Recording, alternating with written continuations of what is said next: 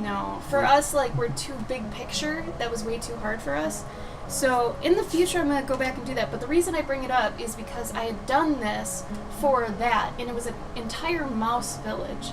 Do you want to grab it for me so I can kind of show it? It's over, actually, by the door. It's going to be tough to get to. Oh, of course you do, Soggy. Aw, Steve Otto hosted me. Thank you, Steve. Okay. It should be, it has green tape around it. You see it? Mine does. Oh no, Paladin, weird.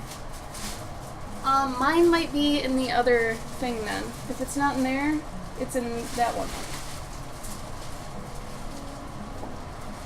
I think mine's actually in the other one, Gabe. Mine's in a plastic thing.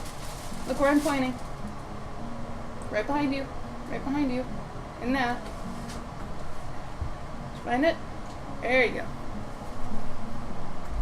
It's behind the milk. Nope.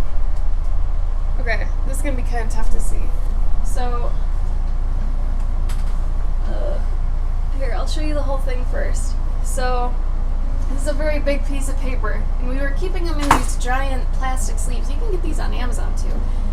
Right now I've got Jasmine Darnell's originals in here. Very worth buying. But also on the back, I've got, like, this entire thing. You can't really see it. Maybe I can do this. Oh, nice. Okay. That's actually way better. Alright, so you can see, I've already... you can see my setup too. There's Gabe over there. So you can see all these lines, right, on this thing. And I started doing this, like, mouse building, and then there's a bridge over here, and there's mice coming and going, right? There's a little mouse chick with a... Where is it? Where is it? Oh, it's like a mirror. I gotta go backwards. Little mouse girl there with a little cute caterpillar puppy, you know. This guy's got a raspberry wagon that's kind of alluding to another story I have. And then there's this big, you know, entranceway. So I was thinking about making this giant city, and then up here there's going to be like some overhead bridges too. Very ambitious, either way. Too ambitious for what we were meant for, I guess. But I figured I'd kind of go back to the kind of idea. But I will finish that one day because I still really, really like it. It's just I don't want to go about it the same way I was going about it. So sweet. But thanks, Spongy. So, like today in general, I wanted a smaller stream. Because this week, Gabe and I think I had mentioned on our last stream or Gabe's last night, we are stressed. We are very stressed right now. I've got technically 2 other jobs I'm doing as well as commissions. This is how far I am on one of my commissions. I still need to go in with the pastels. Right now it's just marker flats. And I've got 2 other pencil ones. There's a healer dog. I've got nightshades here. There's another dog I've got in another sketchbook. But I also wanted to work on Journey June, so I've got a million things I'm doing. This is what we did on our last stream, which made me realize I wanted to do it digitally, and that's okay. That's what experiments are for, right? To figure out what you do and don't want to do. So that doesn't mean that was a waste. That just means something I wanted to figure out. Always worth doing when you figure something out. Oh, Sniggle, no. Are you tired? Do you want to go to sleep? Go to sleep if you need to. Alright, just to give a quick background on this then, how I did this. 3-point can be kind of tough. 2-point can be tough too, depending on how big your paper is. So as you can see, 3-point means 3 points, right? Also, I am not the end-all be-all for perspective talk. Gabe is actually the master between the 2 of us with that. But right here, so I've got this white spot over here, and I've got this white spot way over here. You can see right there. Both of those are my 1 and 2 points. My 3rd point was actually off my board here, and then I went up and I figured that out. But, which usually it will be off. It won't be at the edges of the paper usually. If you do the dots at the edges of the paper, your angles are going to be way too extreme, and they're not really going to look good. I mean, unless you want that to kind of be your thing, you can make that work.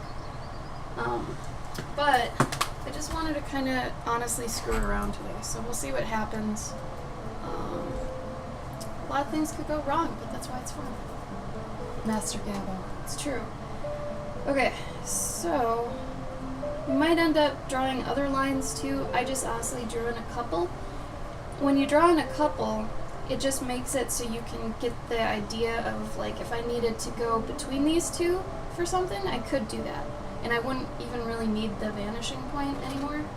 I mean, I could still use it if I wanted to go between them, but usually I use another pencil or something and I stick it in the hole of the ruler so it actually pivots, and I can actually do that. I have to lift it up though, unless I get rid of the fringe, or else it gets caught on the fringe. I also have it taped at the top so it doesn't move around. And this is what I was talking about on my Instagram the other day, between getting inspired versus copying. Now, I'm getting inspired by it because it's like, man, that's a damn cute building. I want to do something like that, but obviously me, right? So the only thing I'm really taking away from this is the idea I want to do a cute building, and I want to do the 3-point, right? So I'll come back to this and maybe look how we did the roof, but I'll do it completely different. I'll do it however I want to do it. The difference would be, copying would be almost trying to redo this, or maybe redoing this at a different angle, but still putting in everything he's got here. I think my actual thing was saying that inspiration, you look at something and want to do your version of it, where copying is taking what they've actually put in as elements and redone it. I was going to try and find the actual thing I said. I don't know if I did. It didn't save it? No, it did. It had to. Maybe it didn't. Well, either way. Fire seal, thank you! Anyone know how to teach a dog to do a foot massage? Stick it in the hole!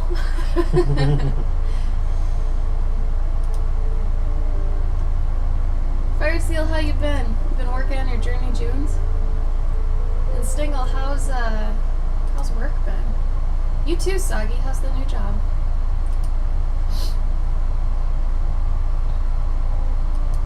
Alright. So, what kind of place do I want to do?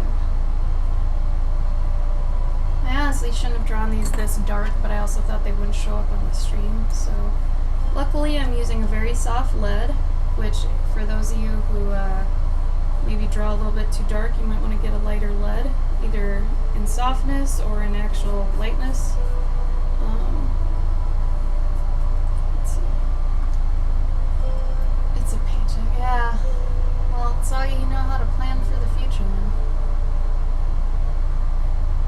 Oh no, Fire Seal. That's okay. At least, you're not on a time crunch, unless you want to start making yourself like a, not a schedule, well, maybe a schedule, if you want to. You could, if you wanted to actually get it done by a certain time, you totally could.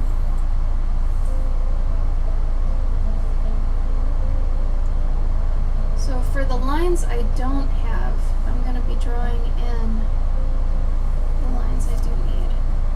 So I'm thinking, whenever you do one of these houses, sometimes it's good to just kind of make giant blocks, big shapes. You don't want to go little shapes right away. Remember, it's as if you're sculpting. Go general to specific. You wouldn't just go into a giant block of marble and start detailing. No.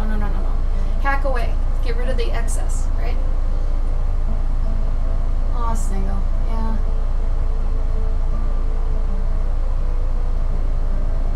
That's okay, Soggy. At least you'll get to pay your mom back, That's something good. Okay.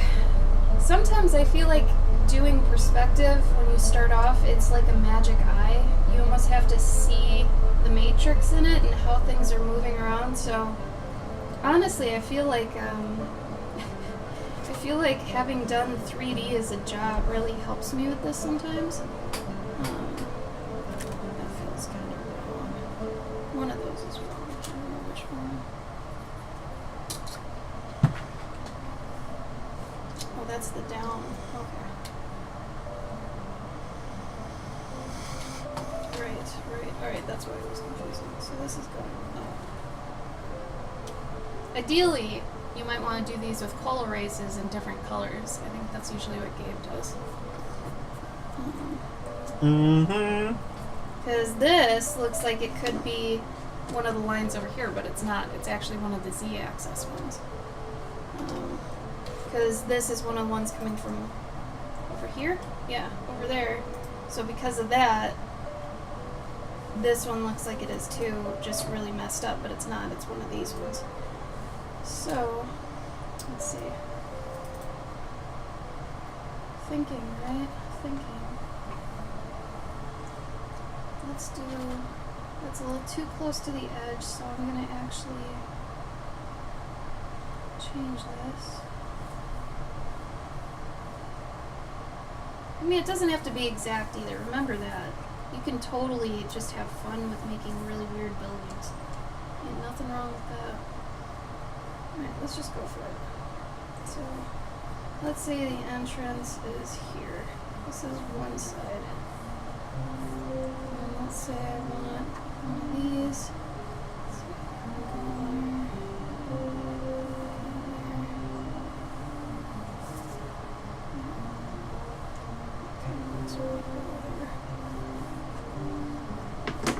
It's not like these are going to be built for people to live in, so you don't have to worry about it.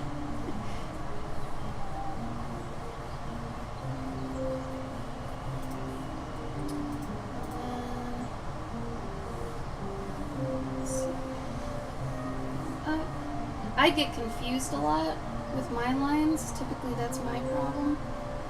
So, let's see. Let's just use this one just to be safe.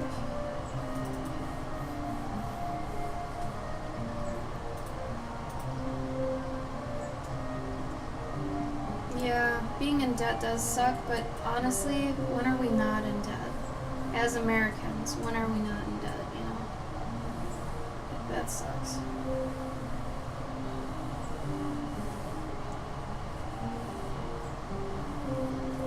This one.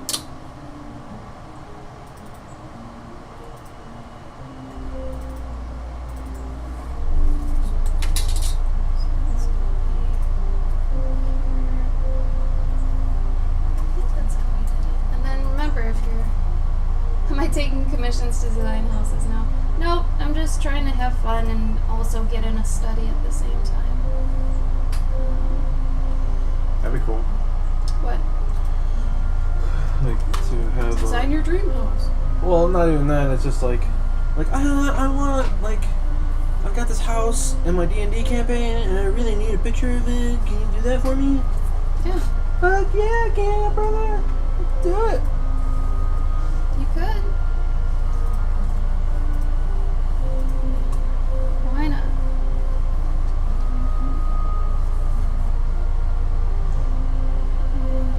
I can tell it's been a while since I did this.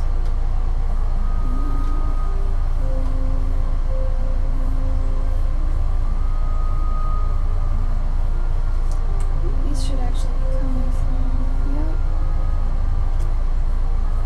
Oh man, our fire alarm went off today, which is really weird.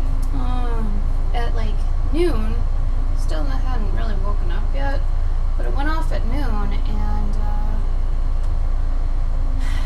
there was no fire. There's no like actual anything with fire. I did this wrong. So that was really crappy. There's no fire, but like someone in the building actually ran to the office to tell the lady, hey, you know, this is going off right now. And she came running over. She was jogging. Was she? Yeah, like I think she must have been in heels. Oh Maybe? no, really? I mean, I imagine like maybe I don't know, probably not. But she was jogging. Like it wasn't just like a quick stroll. It was like a Oh yeah, no. I mean, if it's going off and there's no fire, Yeah. I would think that's a big deal. Man, what did I do wrong already? Oh, this is on the wrong axis, I think. Gabe, come tell me what I did wrong real quick.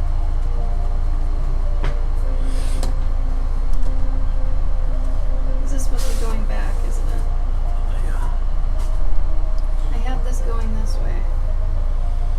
Something's really wrong. Where are your 2 points? And there's the there. third. Because I did this thing. Okay. So that is supposed to be going over there. I haven't been using these. What are those? Those are the left ones. So that's supposed to be. Oh my god, I'm so warm right now. No, my banner's no. blocking the AC. I'm sweating. Um, See? if This stuff's confusing, man. You don't know. Go away. no, I'm saying if you line this up. No, because, like, I don't. My problem is I always get confused which points go where. So, like, is this one supposed to be going over there, or is this one supposed to be going over here? That one would be going. Over there. Yeah. Yeah. Yeah. So what's And- going over there? Huh? What's going over there? This. That right there. Oh, so this side of the house is. Yeah. Okay. So to find out where that was, though, I had to go with that, right? Yeah. Okay. Just gotta think of it as a box, and then you just I slice it am away. thinking of it as a box, but when you add the third point, it gets really confusing. Oh yeah, it does. Yeah, the third point really screws with you, because the third point then becomes all the vertical lines, and that gets kind of crazy. There we go. That looks better. What's this?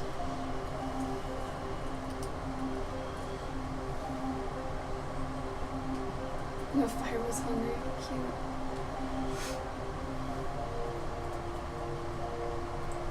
But then the house roof. See, I've just gone and confused myself. You know what? Let's quit this for now. I'm actually too confused. I'll have to go back to it. Let's just draw a regular 2-pointer. Like I said, I'm stressed. I don't know why I picked something difficult. This is also feeling out your mood, knowing when to switch, and going back to something when you feel like it. I was being a bit too ambitious. Okay. So what's weird is I could probably draw what I was thinking without the lines better than I could with the lines. Which is the weird thing, right? Yeah, I have the same thing sometimes. Like, you know, if I'm just doodling it, I kind of understand already, well, I was trying to do this and this, but... Let's do a giant arrow, maybe?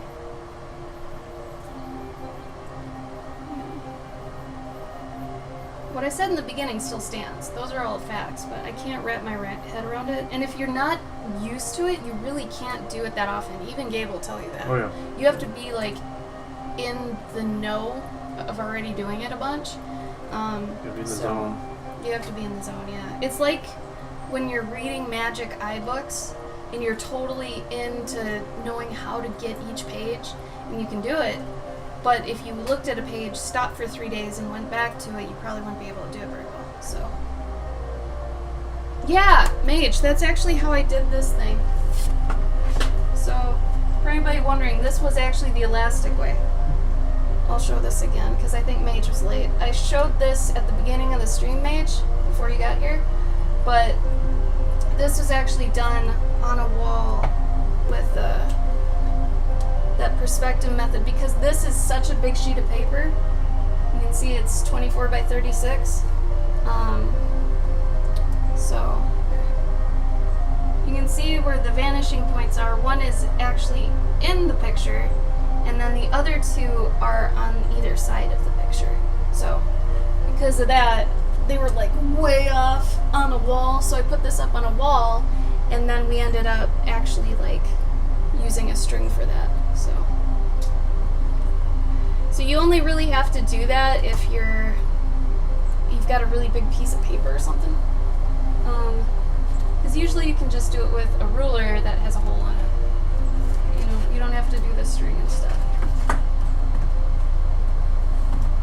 Yeah, you should try it. It's really fun. However, if you're doing a big piece, remember what I said about big pieces. If you're not used to doing them, you're used to doing something like this small, I'm telling you, that's going to be a thing. It's going to be a whole thing. It's better to work up to that, because then you'll know how to tackle it better. Otherwise, you might waste too much time trying to get accustomed to the size and then trying to fit the space, because what I noticed is before I actually started moving up when I knew I should, which you get to like the edges of the things you're drawing on, and that's when you should level up to a new size, right? Before I did that and I tried something huge, I was still drawing at this size on that thing, which became a problem because then you have all this excess space. You don't know how to treat that much space. So that's the whole idea with actually leveling up your paper as you do. Unless, of course, maybe you're using a projector, you know, and you draw something small, you project it on something big, you know, you trace it, and then you go over it again to make it more lifelike. You can do that. That'll teach you how things kind of blow up proportionately. Oh, easel. You mean an easel, right? Like like this? Because the way you spelled it looks like a brand. Is that a brand of something?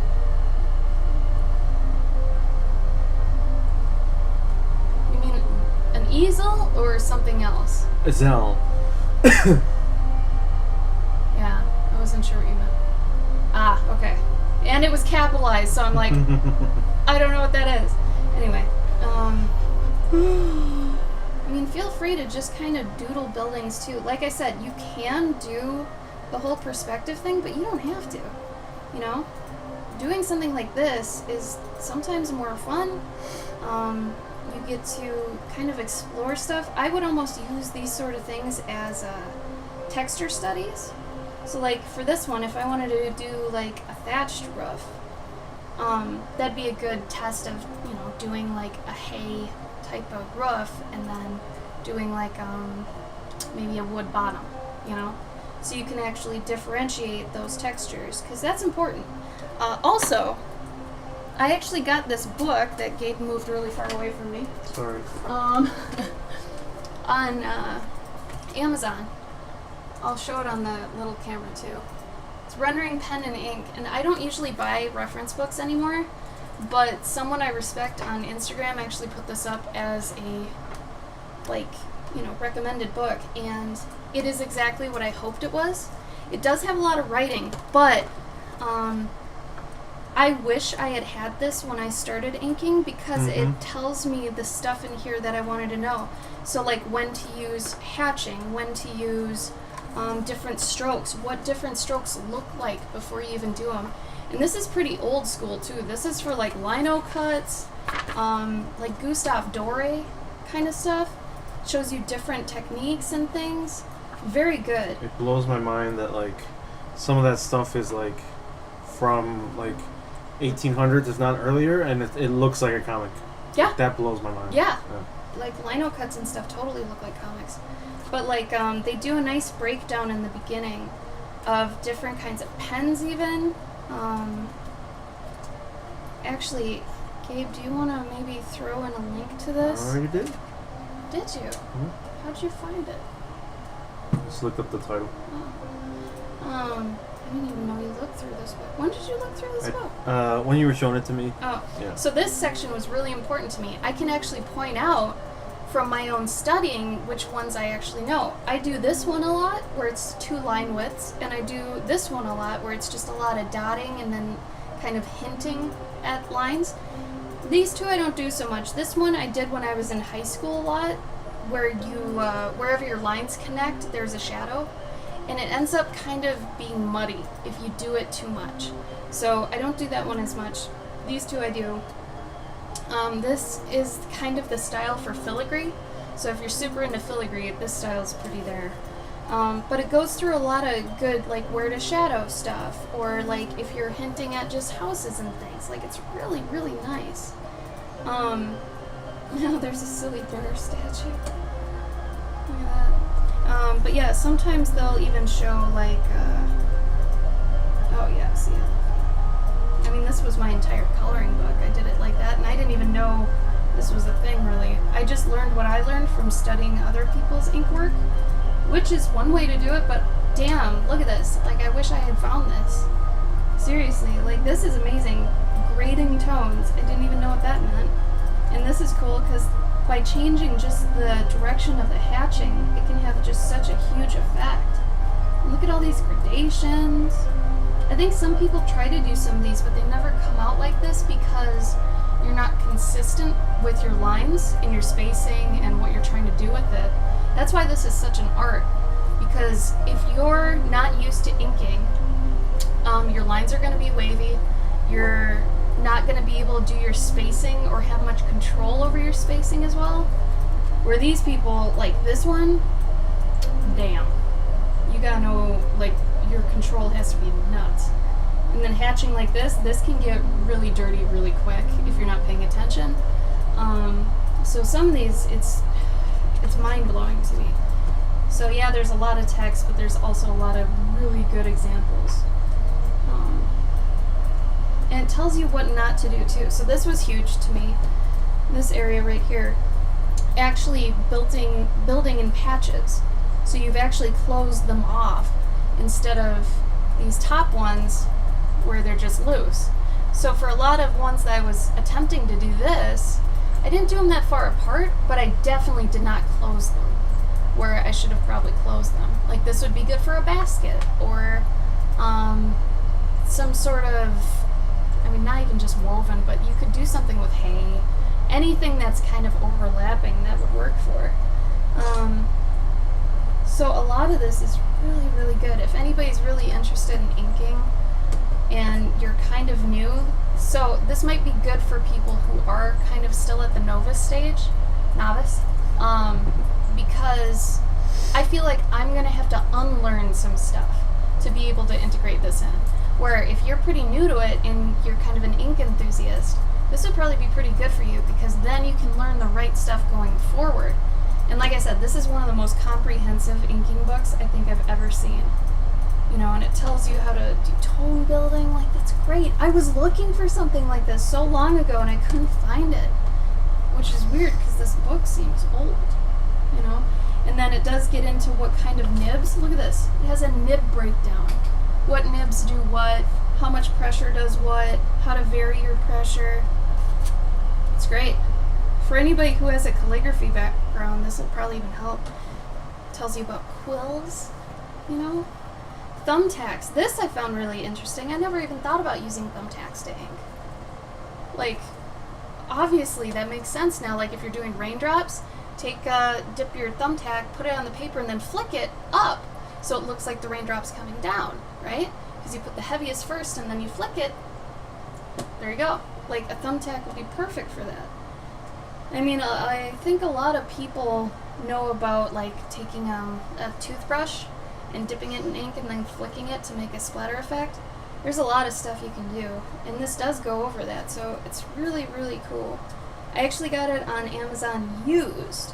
I picked the used one because I think there was a $10 difference. So this one was $16. It's pretty thick. It's big and it's heavy. So, I don't know, if you're looking for an inking book, that's a good one. Oh, for pencil. I'm scared to death of just pencil nowadays. Just using it instead of something else. I don't know. I don't like it. Yeah, it was. Here. Glitter. We'll link it again real quick. I got it. Gabe will link it. There you go. What? I just sent it. Okay. So, I mean, like I said, I'm going to probably have to unlearn some stuff to learn some of the right ways to do it, because like I said, I was actually researching other ways that people were inking and trying to figure it out on my own. Where this thing, just lays it out for you, which is really nice. I like really concise things that are really well organized and show a really nice differentiation between things. That totally does that. Like, you don't even have to read it technically to see what it's saying, which is nice. A lot of the time too, if you just want texture examples, you can go on like Pinterest or something and just type in, you know, hey texture, and sometimes even add in ink, and it'll, you know, you can figure something out with that. Like, it's pretty good. If you don't have a Pinterest and you're an artist, you need to get a Pinterest. You really do. Pinterest has helped me so much in so many ways. So, what's funny about doing buildings and stuff this way, and honestly the next step for me is probably to do it the way I was showing you a minute ago, like legitimately with the lines and stuff. But this is just so much more organic. You start making your own like perspective lines. So I've got some going this way, and it's the top of my roof, bottom of the roof, and the bottom of the actual house. And then the other way is the bottom of the house, where the roof starts, and then the top of the roof there. Like, that's not confusing to me. I think the thing is, I did the lines on that before I actually did the building, or even had an idea in mind for the building. I think you should have like a thumbnail done. I'll be honest, I didn't have a thumbnail done for that one. This one, I don't either, but it's small enough where it's okay, and it's okay to stay loose, you know. Screen tones are great, actually, Mage. They're hard to find, is the problem. Gabe actually started using screen tones a lot last year, and he got really good with them, in my opinion. But, yeah, you got, like, the only place that really carries them... Was it Kino? Well, no, not even. Like, I can only find them online. The ones that I got at the Copic stand at, like, C2E2 or something. They just happen to have we should look at New York. New York, they might have them. Yeah, because Copic will probably be there, too. Yeah. But they are very hard to find, which is stupid. You think they wouldn't be, but I think it's because they're not really in high demand here. Yeah. You'd have to order them probably off a Japanese site or something. I had a friend that went to Japan, and they just had, like, he went to an art store and they just had drawers and drawers and drawers of them, because everyone there uses them. I believe it. I'm surprised Kino doesn't carry more. So sometimes when you're drawing and you're like, oh man, this is supposed to be a cute chunky thing, you know, and usually if this was like a more realistic barrel, I would have probably capped the top of it right here, but since this is supposed to be cute and chunky, exaggerate. Like, I drew it first and I'm like, no, I'm gonna go down here. So, and then this lip, too thin, so I'm gonna make a thicker lip on this too. And this is why you have to think while you draw, because you have to take all these things into consideration as you're drawing. You could like do it later when you're actually inking, but I think you're gonna actually gain more from it thinking while you're drawing, because then you're gonna remember it everywhere. And then this is just so you know. And then there is usually a little spot where there's a little bit of perspective to a barrel. Just a little. I'm gonna draw a hole. That'd be cute. That's nice, isn't it? Mage, I actually used I used tones for my my zine that I just made. You can do digital ones, yeah. Yeah, and I actually ended up using I think I just used I found somebody had on DeviantArt. They were like, here, you guys can use them.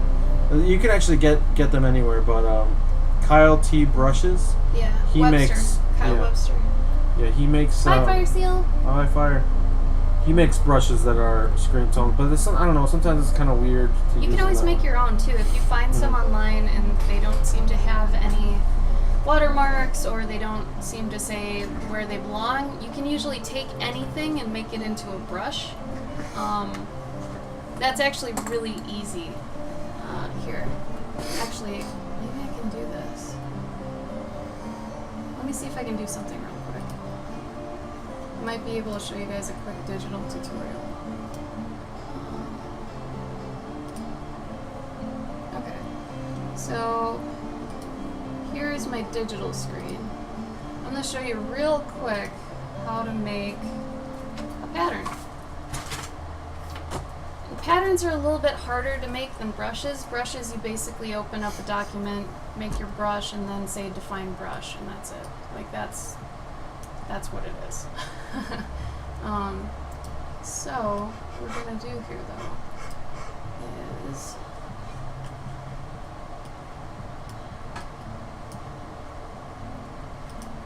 alright. So let's say usually you want to make it a perfect square. So let's, for just whatever reason, do 1024 by 1024. I usually always work in squares. Well, powers of 4. Because of gaming. So let's say I wanted to make a pattern. Actually, let's look at a screen tone. Let's make this absolutely useful. Alright, let's get this dotted one. You're gonna have a harder time with the ones that are gradated. Those ones you'll probably just have to make yourself, which is easy. You'll just maybe like 5-10 minutes of your own, whatever. But let's say you were going to use just a basic dotted screen tone, right? Let's go grab this real quick. Oh, they redirected me. How dare you? Okay. So this is really bad, but I'm gonna actually steal this. Just for the sake of, example. So it's got a watermark. I'm technically teaching you how to go around watermarks, but whatever. Try not to remember this. But remember, like, how, just not what. So we're going to take this, I'm gonna make it big and just put it over here, right? Okay. So the problem is a lot of people just go this far and be like, oh, awesome, that's my brush, right? Or my pattern. The problem is right now, if you actually pasted this a bunch or actually used it as a fill, you're gonna have the problem where it's gonna have a bunch of seams, and I'll show you what I mean in a minute. So like if you pasted this in or used it as an actual fill, it's going to look like this. Okay? And you can see already that there are seams, right? There's a seam here, there's a seam here. So you have to get rid of those seams. To do that, there is this thing in Photoshop called offset, and it's usually in other, and it's offset. And this is why I was telling you about defining a pattern, how to do it. So for offset, what you're going to do is you're going to click that, and it's going to offset the image and repeat it. So it's going to basically do that where everywhere it's going to be seamless except for the parts with the seams. That's technically what I just showed you, right? Yes, so you're making it tileable. Make sure to say wraparound. So this is part of what I learned with gaming. Also, this is going to give you a huge headache if you don't do this right. So technically what you're going to do is you're going to want to line it up as best you can with the ones around it. Like I took a chunk and I'm lining it up with another chunk, right? It should, yeah, for the most part. Oh, that didn't work. Okay. So this is a little bit harder because you're gonna have to line it up with the surrounding ones to actually make this work. Okay. And you can, if it's not working out or you want it to keep tiling so you know where you're at, you can do that. This one might have just not been tileable easily. But, like I said, you can move it over. God, this guy can be a headache. Okay. I'm going to do this just quickly and kind of dirty-like so I can get it done to show you how to make it into a pattern. Okay. So you can kind of still see the nasty parts here. Like I said, you're going to probably want to do this a lot more accurately. Oh man, maybe this is how they make magic eyes. That is messed up. I feel like I'm seeing shapes where there are no shapes. Anyway, every once in a while you're making it, you'll want to do the offset again, and you'll be able to see your seams every time. But like I said, just try to cover them up as much as you can. In this case, this would take me a long time to actually match stuff up, so I'm not going to do it completely. But let's say this is seamless now. It's a lot easier to do. Here, let me show you an easier way to do it. So if it were, let's say, a wood texture. Let's say it was a wood texture. Because this could be actually a screen tone too. Let's say you wanted tileable wood, alright? So we're going to take this, try to make this as applicable. Alright. Oops. Alright, this is our wood texture, okay? And remember, you're not supposed to usually do what I just did, where you stretch it when it's a raster image, otherwise it's not going to be very good. Okay, so I've done the offset, which for me, I've just made a repetitive like keystroke, so I redo my last action, which you can do anytime. So I do have it horizontally and vertically tiling, but you don't see the vertical because it looks like, or you don't see the horizontal because they've tiled that pretty well already. But you do see this giant seam here for the vertical, right? So you just want to make that transition a lot more soft. So what I would do is just take it and kind of try to match colors, try to soften the in-between there. You could even skew it a bit, move it, scale it, just to kind of cover up that seam. And I would almost say, like, go through some areas of it and almost bring them down further than other ones, so you can see that's what that actually looks like, right? But seamlessly in here, this is what it is. So what I would also do is maybe take this and like blur it up a bit. Where's my blur? Oh, my clone stamp. I pressed smudge, thank you. Okay, so you smudge it up a bit. Maybe delete it. So at least then it looks more integrated because you don't want that line, right? So now if I merge these layers, okay, and then if I do my offset again and I keep redoing it, basically seamless. So then to make a pattern out of this, though the only problem I have is actually this dark spot, which I would like to fix. So I'm going to duplicate that, skew it a bit, take it down. Oops. Hold shift when you're dragging something down, by the way. Okay. And then I'm going to fade this, fade that, so you know how I'm fading it. You can also see how hard the edge is, which is nice when you kind of invert it for a minute. For me, that's Command-I to go back and forth. So now I fixed that dark patch. See how there's a dark patch there? I didn't like that. Because any dark patches or any very unique markings are really gonna take you out of that pattern as it being seamless. So once again, after everything you change, do the offset again. Looks good. If you want this to be more of a screen tone, oh, bye glitter. If you want to be more of a screen tone, I would just desaturate it, right? And then bring up levels. Oops. Bring up levels. And then play around with levels a little to make it more grainy or more like a drawing, you know, something like that, right? And I mean, it's still pretty seamless. So, this is the main part. Pay attention right now. Pay attention right now. You're gonna go up to, where's it? Edit. And you're going to go down, no, where is it? Shit. I haven't done this for a long time. It's define pattern. There it is. Okay, so did I just have to, oh, I just didn't see it. Alright, so go to edit and go to define pattern. Now, if you were making a brush, this would have to be on a transparent layer, and then you make a brush preset. So basically, these are the two things you need to know to make your own brush or to make your own pattern. It's really, really easy. So define pattern, you can name it, Alright, so now it's made.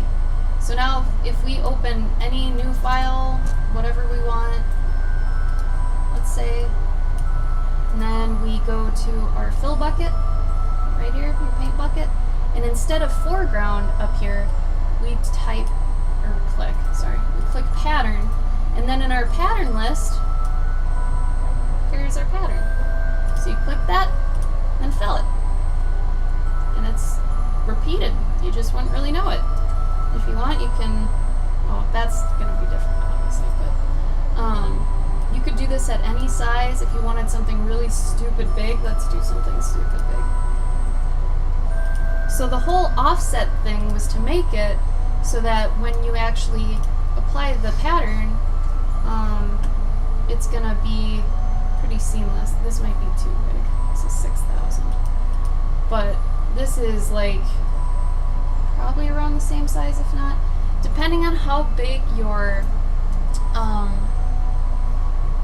file is going to be, or your fill space, you're going to need to make your pattern huge. So actually, I would probably make this like your source pattern. Probably, I don't know. It depends on how big you want to make it. But if you made it like 3,000 pixels by 3,000 pixels, I think you'd be safe. Because what that would mean then is if you're working on something, you know, that was smaller than that, you know, let's say this is 300 by 300, which is very small. But if we put the pattern in there, or in a bigger file, put it back into this one and shrunk it, it would look fine.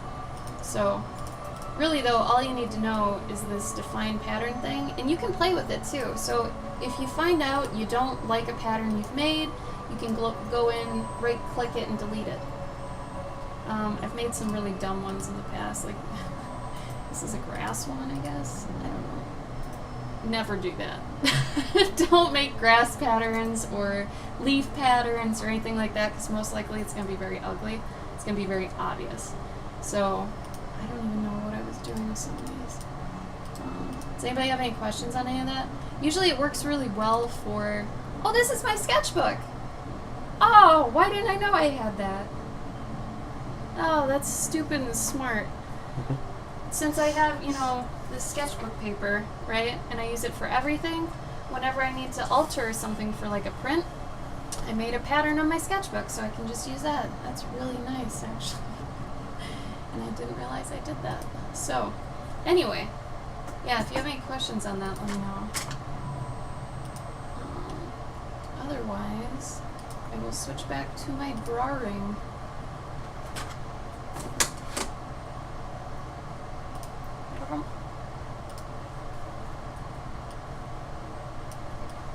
Yeah, if anybody's interested in doing game graphics or anything like that, that kind of stuff is really important. Because a lot of the time you'll need to make like a tile-level texture for programmers so they can use it wherever they need it. But yeah, it's important. Let's see. So my initial thing was right here to make a mushroom chimney.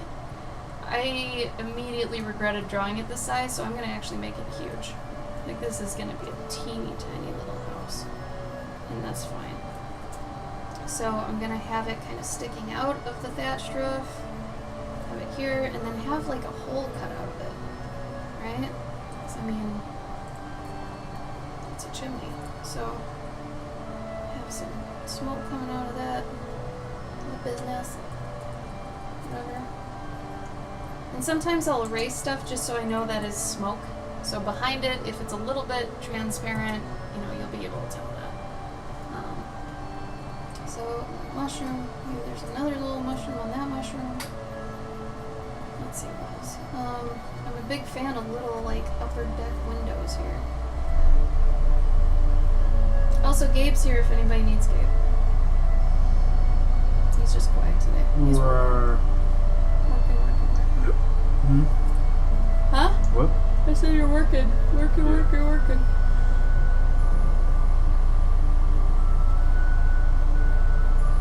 I'm gonna make this little fat house. There we go. Girthy. Give it a little doorknob here. Let's see. So I have some space at the bottom that I can do something with.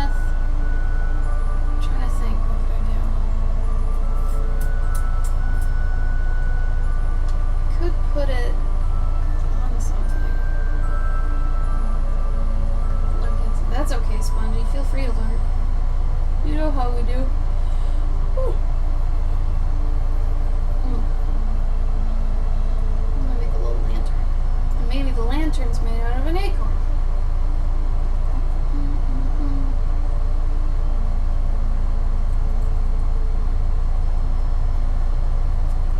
Sometimes you do want to clean up your sketch a little bit because it can get a little crazy.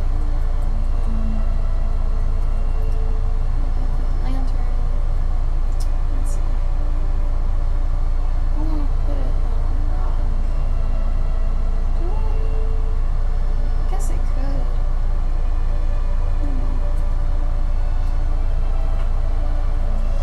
Or maybe. Cute to do a little bit of stairs.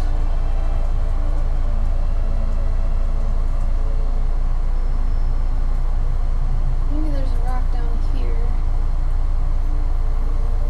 There's a hill patch over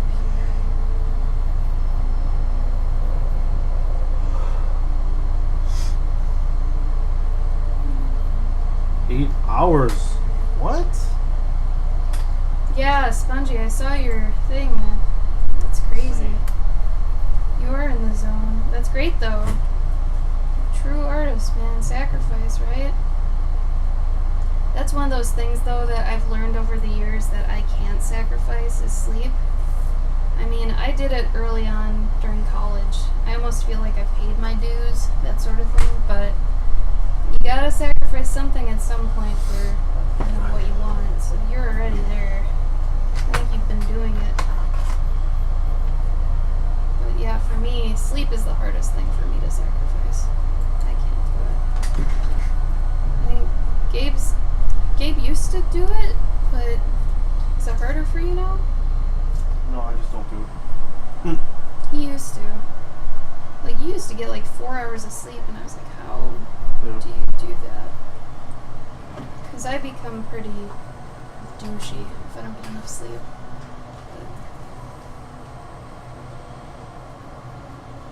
So I can justify right now working on this with you guys because A, it's you guys, and I need to entertain as well as educate, I feel like.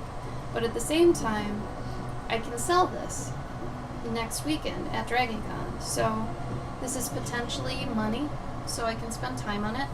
It's just as long as I can justify the time spent with this as well as being able to finish everything else I've got, I'm good to go. No worries. If I was really behind on stuff, I would probably not even be streaming.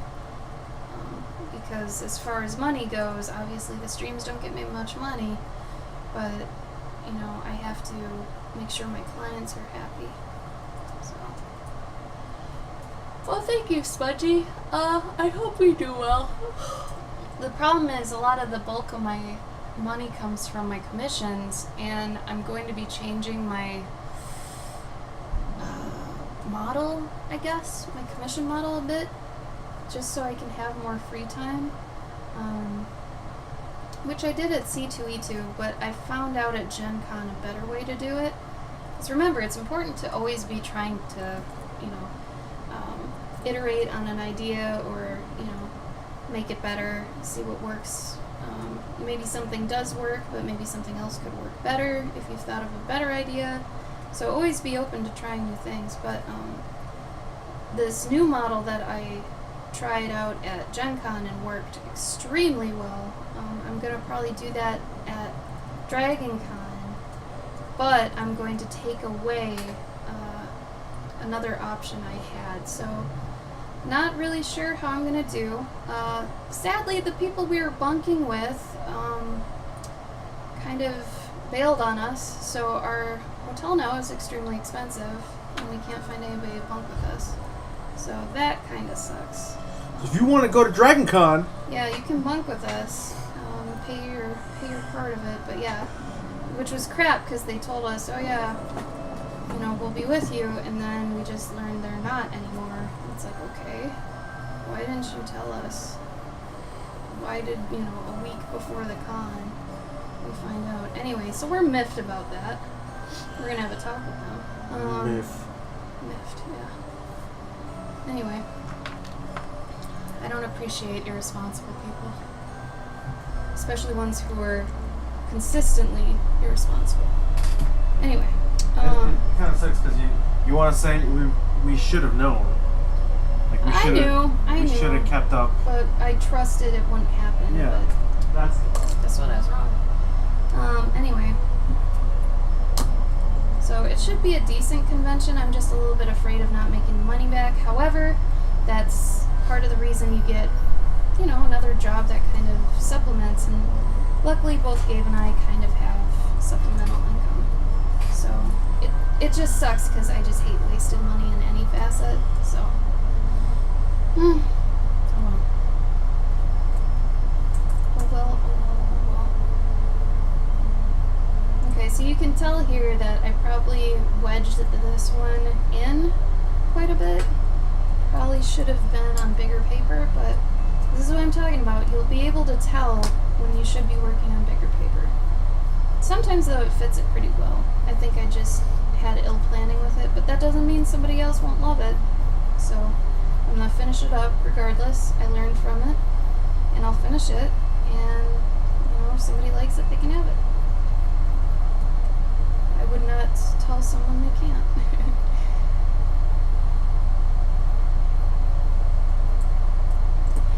I'm miffed. Yeah, I won't say I'm angry. When I'm angry, I don't talk. Or I'm yelling. It's one of the two. I either yell or I don't talk. I'm just upset and frustrated. Tired of people's shit. Hey, Wade! What's up? Wade. Also, I thought Dragon Con was 5 days for everyone.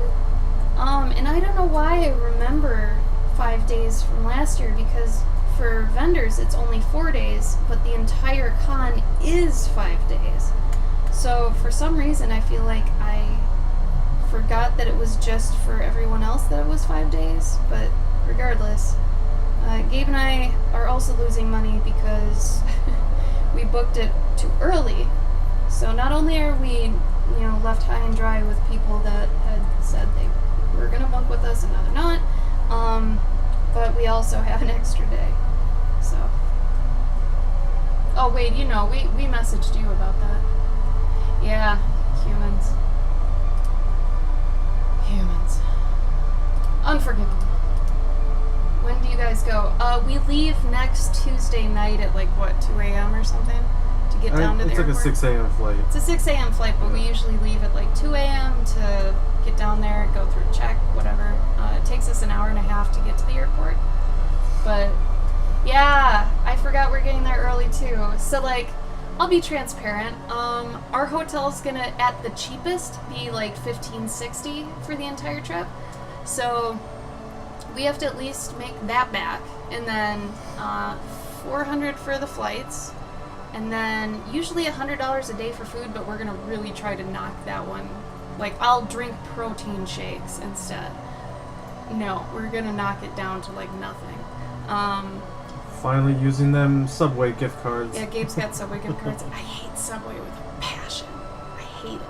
I won't eat it. So he's gonna have those. I'm not gonna have those. But yeah, we were supposed to have 2 to 3 people with us, and they all got a different place. So $15.60 split 5 ways would have been really nice, but.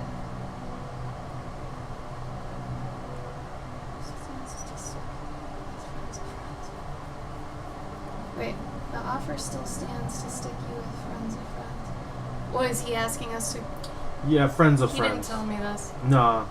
Because yeah. we prefer to stay with people that we like. I've got trust issues, hardcore. Yeah. Especially now that we got ditched out on. But no, I think at this time I'll just take a hit. If I didn't have my other job, I would be. Oh man, I'd be giving you names. I'd be super livid instead of just livid. Yeah, so I'm mad about it because either way we're losing money, and that just sucks, But regardless, all right. Let's see. So you guys could go harass people. I would never do that, honestly. As much as I want it. see. Okay, so I'm gonna look up a thatched roof right now. I'm actually really trying to say roof Roof. instead of rough. Yeah. Get off of his roof! Because I usually say rough. Mhm. That's what we say. In Minnesota, that's what we say. So, oh, this one's really cute. Oh, it's synthetic, but I like it. It's all puffy. I don't want it to look like a jungle thatched roof. Roof. It's so hard for me to say. You can hear me trying. I don't like that. It's like when I have to say hot dog. Hot dog. I can't. I say hot dog. It's easier. Yeah, you can't even say hot dog. Hot dog. Hot dog. Hot dog. Hot I think dog. it only sounds right if you have it like the Chicago accent, like hot dog. Or Hot like dog. Sean saying it. Yeah, hot dog. Hot dog. Say hot dog. Hot dog. Hot dog. It's easier. Roof. Get off the roof. R-U-F-F. Roof. What does the dog say? Roof. What's on top of a house? A roof. Hot dog. Yeah. Let's see.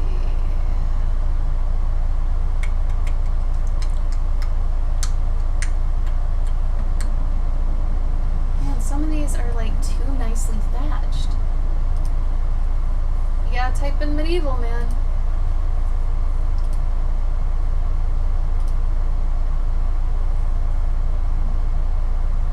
I'd maybe use fish scales if it was near a water mage, but since water really isn't in here, and plus I wanted hay. I wanted like that look.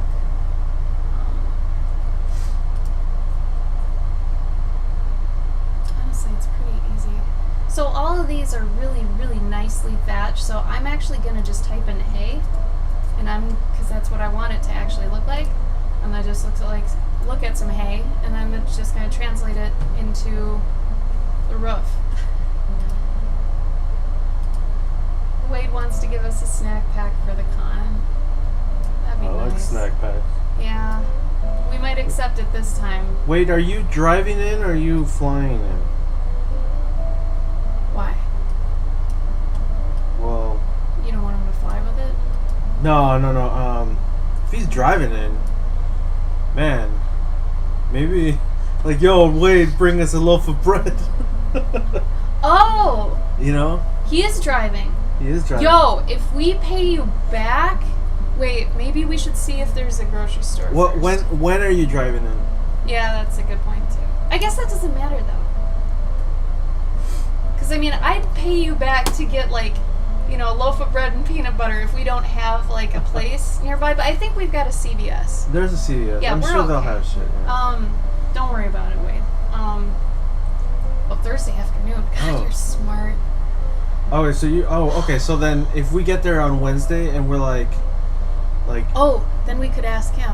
yeah, because we're Okay. gonna get there. We'll do that. Yeah. We'll do that. If we get there Wednesday and we look around and we can't, like, our CVS sucks. We've been to one CVS that was amazing. I think that's the one in Atlanta where I got my sandals. Where you got your sandals? That was a good one. It was okay. It had a lot more refrigerated shit. I feel like our problem was that we had never thought about, well, what can we eat? You Yeah. know, like, what can we do? Yeah. But yeah, no, we'll get it. Yeah. Thank you, Wade. Yeah, It's dude. very sweet. Per usual.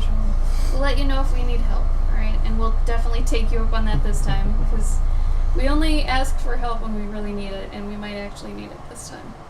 So, either way, we'll pay you back, though. No doubt. Excuse me. Oh, it's hot in here. Oh, I believe it's spongy. You got your fan on? No, I think it's too loud. Yeah, that 2-story CVS. Yeah, that one. I got some sandals there.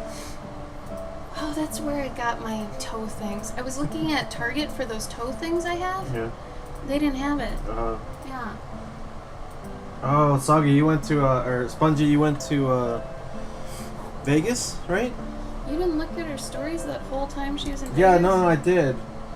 But your grandma lives in Vegas? Hardcore. Or she work at Vegas? At Vegas. What does that mean? Are you Does calling she- her mom or grandma a stripper? No, but I don't know. Different strokes. Different folks. Oh, that's cool, Spongy. I'm gonna actually tie this. Whoa, she's the floor manager. What? So she's Damn. is she like Grandma? is she in the mob? She's in the mob, is she? She's the grandma. The grandma. You get discounts? What? Nice. That's great. Oh, that's even easier. Third shift, maybe, perhaps. Okay, he takes it back immediately. Well, I'm just thinking like I guess by third shift, all the rowdy girls are like half passed out. Wait, when is third shift? Third shift is probably like midnight to morning.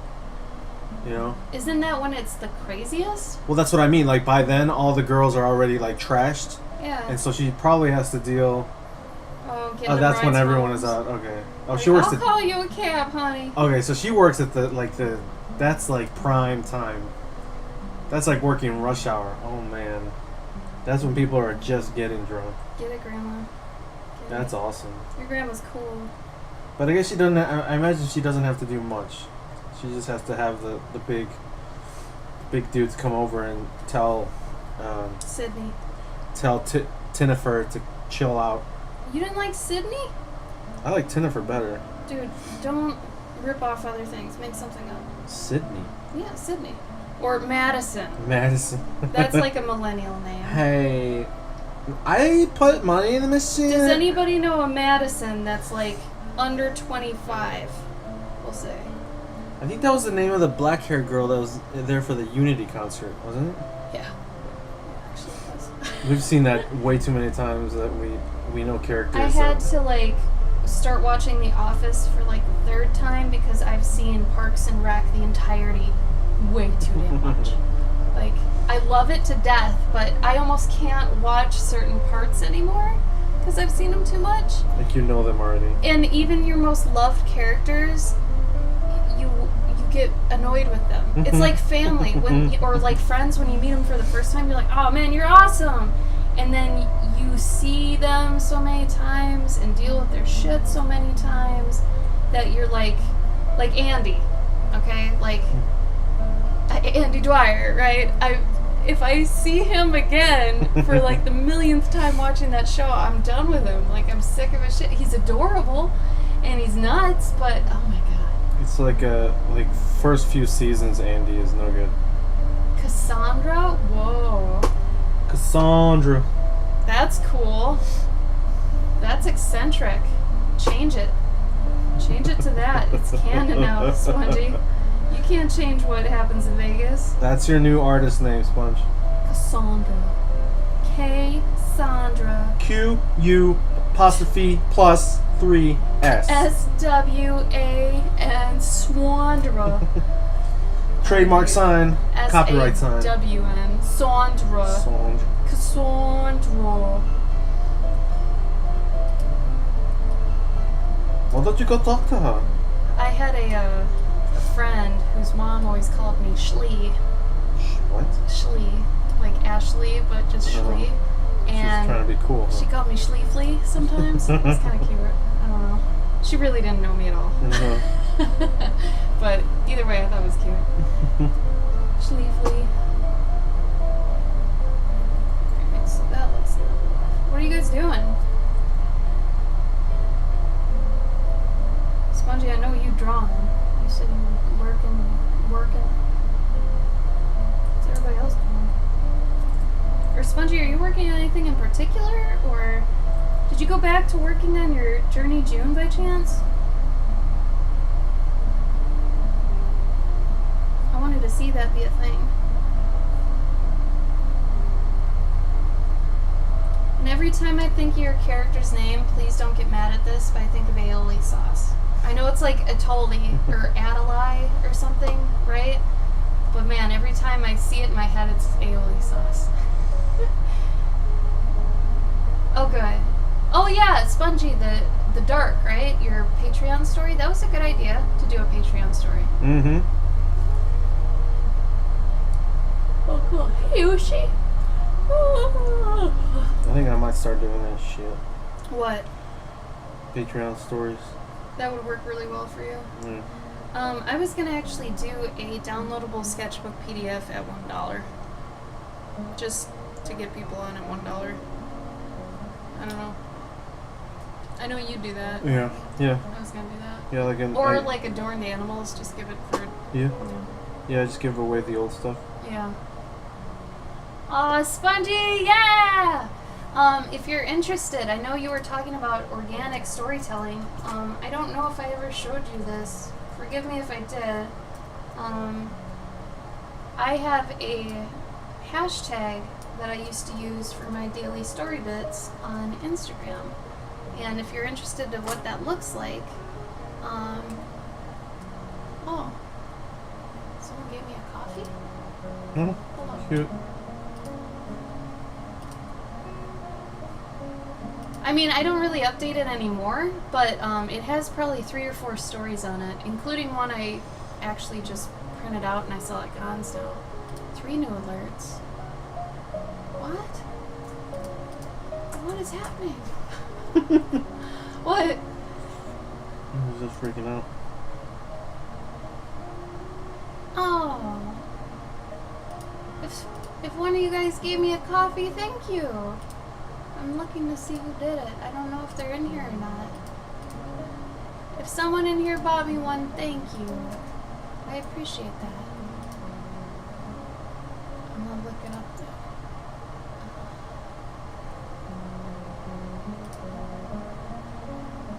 Oh, weird. What the hell? Oh. Oh my god, this UI sucks.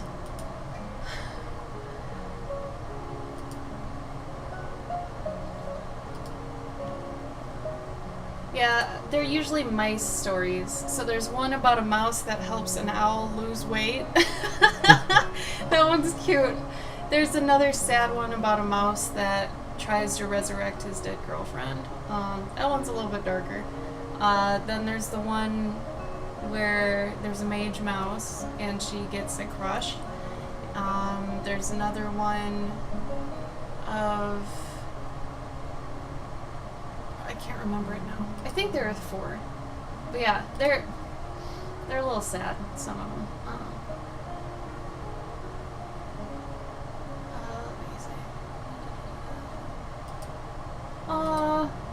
No, it's anonymous. Yeah. Oh. Well, thank you, anonymous, whoever you are. Maybe it's anonymous. Maybe it's anonymous. Thank you, Kevin.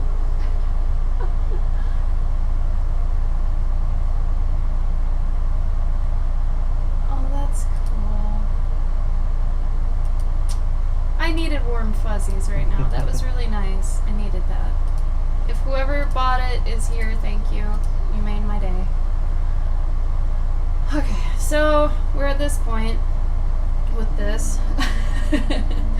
So you can always choose to make something look a little bit more, crazy or a little bit more put together, or both. So part of me wants to make this mushroom look like it was kind of just jammed in there for a later thought as a chimney, so we're gonna do it that way. Also, sometimes I feel like doing things like this, until you get used to it, it's not gonna feel very organic or very whimsical. It's gonna be very rigid if you use the lines and stuff. I didn't use lines on this one. Granted, I've done this way a million times, so I kind of know what looks right and what doesn't, but I mean, obviously do it works for you, but I think to actually make the line version look good, you have to actually know what you're doing, have done it a lot, be very versed with it, similar to, you use any medium or something like that sort of thing. So, anyway, that coffee thing really made me happy. It's the little things, y'all. It's the little things. Good job, Sagi. How's the weather? Is it alright? So I'm looking at a hay bale right now, and it's here. I'll even send you the picture. So this is the picture I'm using as reference for the roof. So what's good about this picture is I can see what hay looks like when it's being restrained, which on certain parts of the house here, it is being restrained. So I can apply that knowledge to those bits, and then for any other part of it, I can kind of see what it's doing.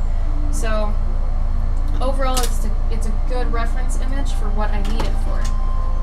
Obviously, you don't draw it exactly how you see it, because that'd be ridiculous, then it'd be made out of hay bales. But you look at the corners for the corners of the stuff, you look how it rounds, what kind of pieces stick out. And this is where a study becomes more than a study. You look at it, you try to break down what makes it what it is, and then you apply it to something that you can actually use or sell. Instead of doing a million things in a sketchbook, which can be a waste of time, honestly, if you're not actually taking the knowledge of looking at it, researching it, and applying it, what's the use, you know?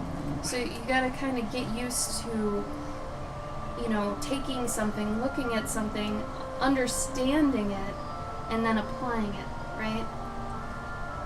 Because if you don't do that, you're going to be hinged on using reference too much, which is a bad thing. It definitely can be a bad thing. Because you might be one of those people where it's like someone asks you to draw a mop and you can't because you don't know. You need a reference picture. It's like, that's not how it should be, you know? You should just be able to know what makes a mop and just do it, you know? And just know it's also for fun. Remember what I said the other day, if you were here, actually, I think, was it on your stream I talked about the crayons? Get a bag or a box of crayons somewhere. Find some crayons. And you know what?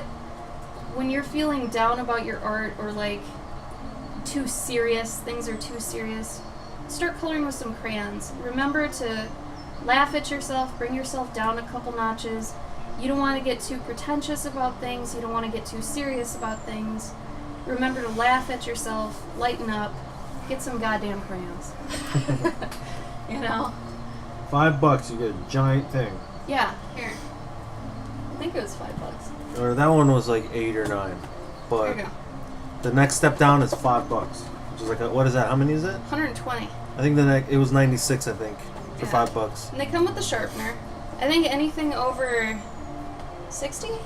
It's not the sharpener that's in the box though, which is weird because this one I thought was gonna be different. I opened it up and this is actually how it's arranged. They're in little packets and they're not even in any sort of order, which is really weird. But this is the crayon sharpener now. I don't know why he's holding his belly like he's pregnant. But anyway, that's a crayon sharpener now. Mm-hmm. He's laughing.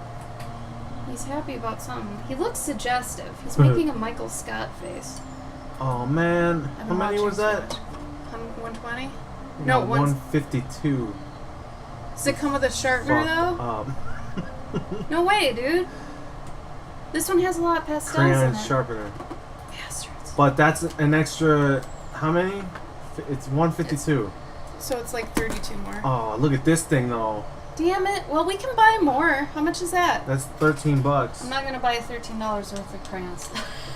We should just gift that one to a school or some. Oh yeah, buddy. we haven't used it yet. We could donate it. Yeah. But seriously, like, Oh, this one's so much better. Look at this. Comes in a little case thing. that's great. Yeah, spongy. It is. I just feel like sometimes artists are just taking themselves too goddamn seriously, and it's driving me crazy. I really wanted to quit social media like within the past couple weeks, but I know I need it, which sucks because it's been driving me up the wall. Like, if anybody saw my post the other day about a friend of mine ripping me off, which I still think she did, but I'm not going to go into that. I think I reached kind of my end, my social media. I'm kind of over it right now. So it's been driving me a little bit nuts, honestly. And what sucks is we kind of need it as artists to, you know, promote our stuff. So I feel like when any of us get kind of done with social media and we need our breaks, just to still keep posting, but to post and kind of walk away. You know, and I kind of say that anyway, just it's smarter to post and walk away. Don't get, caught up in likes and follows, which I never do. I get caught up more in what people are doing, and like their art and everything, and just gotta walk away, man. Just walk away.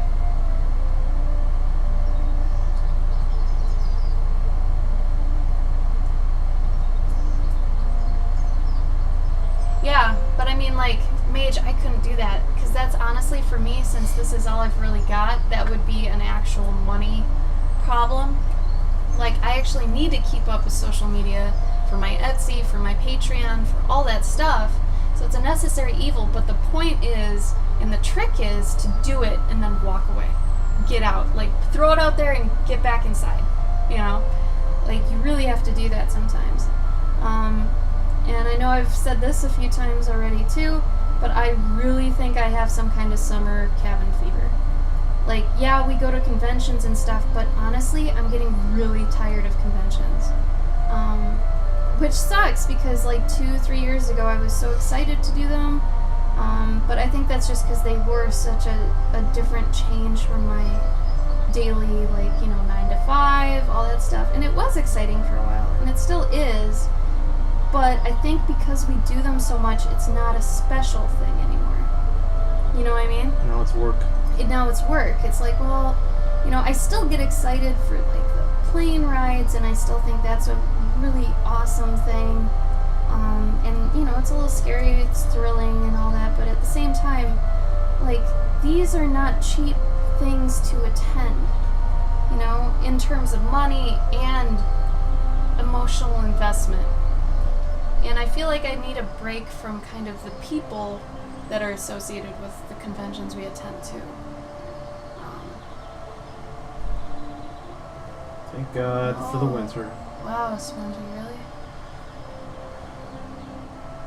Oh no. Oh, Gabe and I also are going to see an apartment tomorrow that allows pets, well, dogs more specifically. The one we're at allows cats, but we're allergic, so that doesn't help us.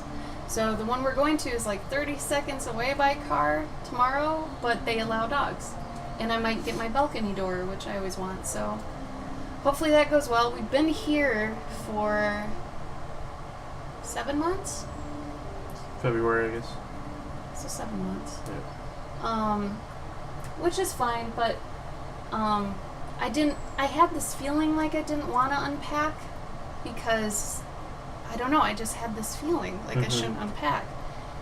And it's probably because of the dog thing, That's another reason we'd like to slow down on cons. We'd like a dog. And honestly, I wouldn't want to even do cons with a dog. If I can get back to doing like some client work and stuff, that sort of thing, and do cons maybe once in a while, and Gabe will stay home, or vice versa. He'll go to a con, I'll stay home with the dog. Stuff like that, that'd be nice. Because I think I'd get enough interaction with him gone, doing like Twitch, and then just working, and with the pup. That sounds amazing to me right now.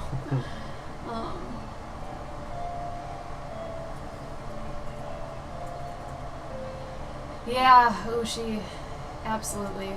It sucks. It really sucks. I think that's where a lot of people's anxiety comes from nowadays, too.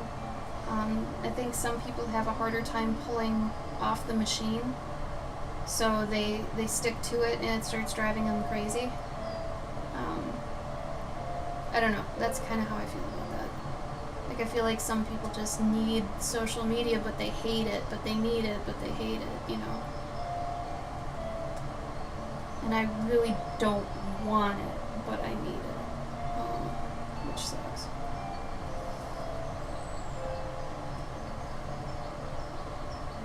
Yeah, I think if people can find a balance between, social media and working, which I think a lot of fine artists are better at, because they like hermiting anyway, and they're gonna go hermit, and then they're gonna make, a piece, and then they're gonna show it, and then they're gonna hermit again, Where for people like Gabe and I, we can't really do that because we're not fine artists. So we're always not hermiting, really. I feel like we're always somewhat in the public eye doing something, like, you know, promoting something or, you know, showing something we did.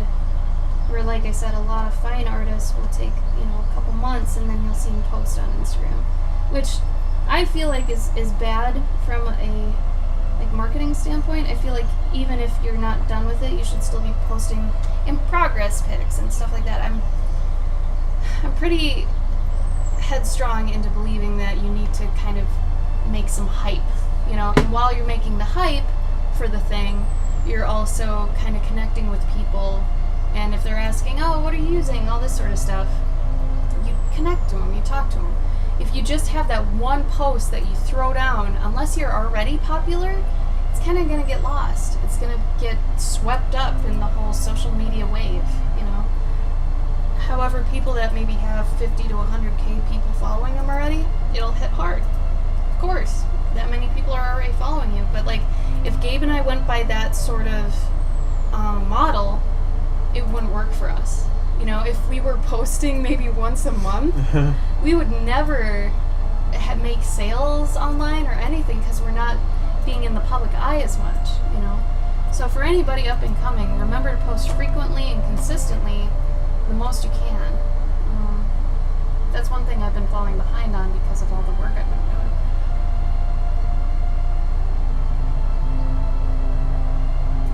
Well, I would like to meet Delilah Sagi. I don't know if that was to us or not, but man, I'd like to do that. Especially since I drew her. I need to know. Yeah, give her a bath. Oh, Sagi, have you seen that thing where you stick up on a wall for dogs to lick while you're bathing them? You can put like peanut butter and stuff on it. You might want to get her one of those. Yeah, but I mean, Sagi, you're not another artist usually, so like other artists will always usually find other artists through other artists promoting other artists. Like, you've seen how much like me, Gabe, and Cass have posted about other artists. That's happening all the time on our feed. So we're always like seeing other stuff. But for you, you know, you're probably only following, you know, a couple artists, I'm guessing. But the rest, yeah, I'm sure you find elsewhere.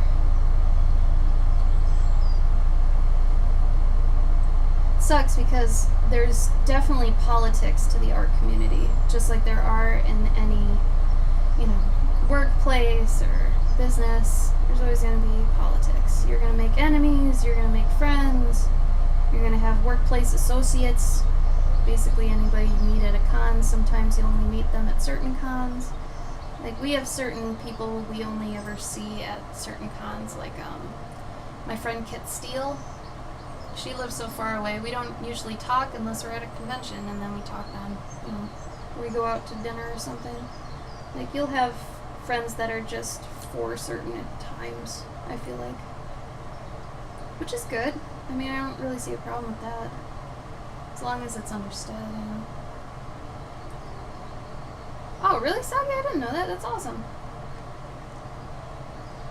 I appreciate you appreciating art.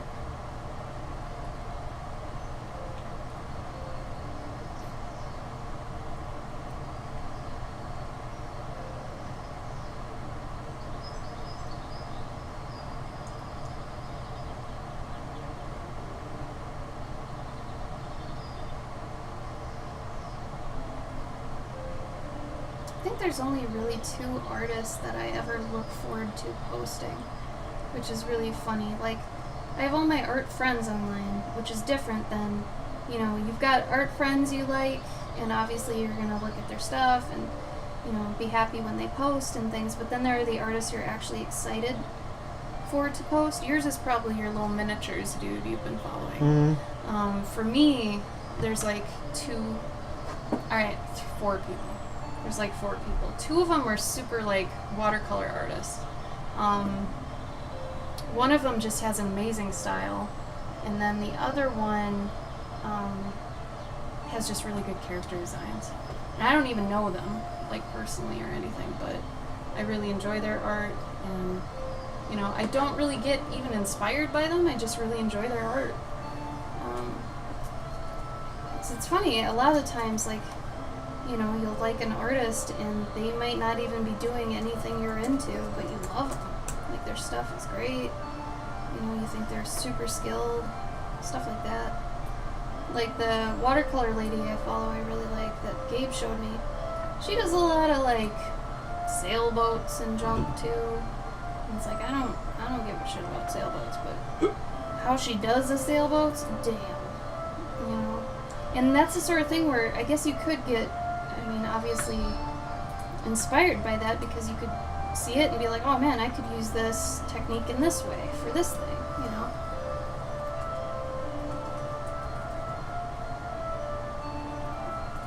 That's something I wish I had done more on, Soggy. I wish I could get into Reddit, but I'm one of those people that probably looks like a poser, because I'll go on and I'll either like something or post something and then I'll kind of be done with it. I feel like unless you're always on Reddit and people know that you're not going to be taken seriously and people aren't going to look at your posts. Like, I feel like Reddit's definitely like an insider's party. But I know it'd be like a great place to get art put up. There was a time I made a post for all my pet and armors, but nothing happened with it. Like, I posted it and that was it. And I was like, I must be doing something wrong. Maybe it's past my prime and I don't know how to Reddit. I don't really care about sailboats, no. I've drawn probably 3 sailboats in my entire life. One was probably made out of a leaf. One was realistic for commission. That was a long time ago,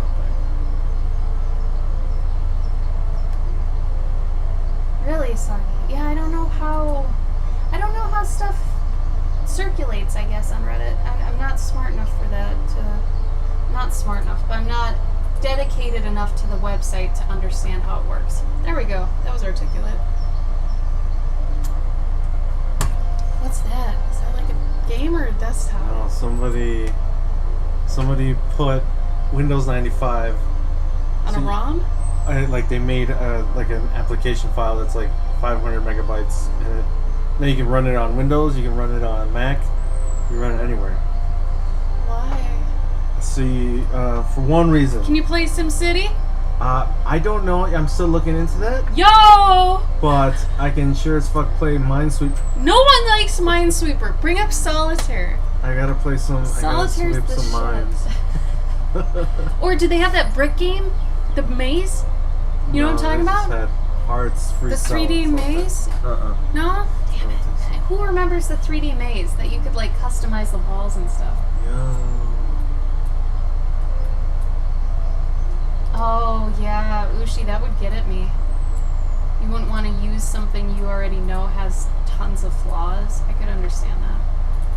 My ex-husband was a credit card security guy, and he coded for credit cards, so he, like, we'd be in some sort of establishment, he's like, don't use your card on that. I'm like, what? Don't use your card on that.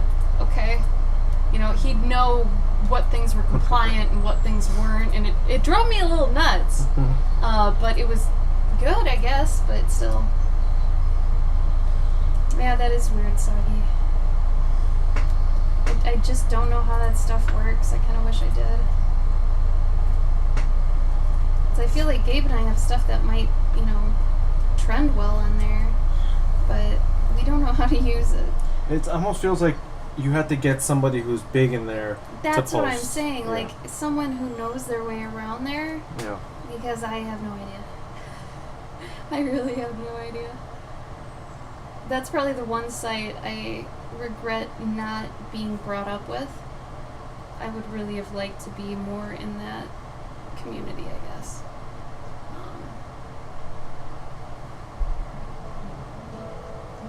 Anyway.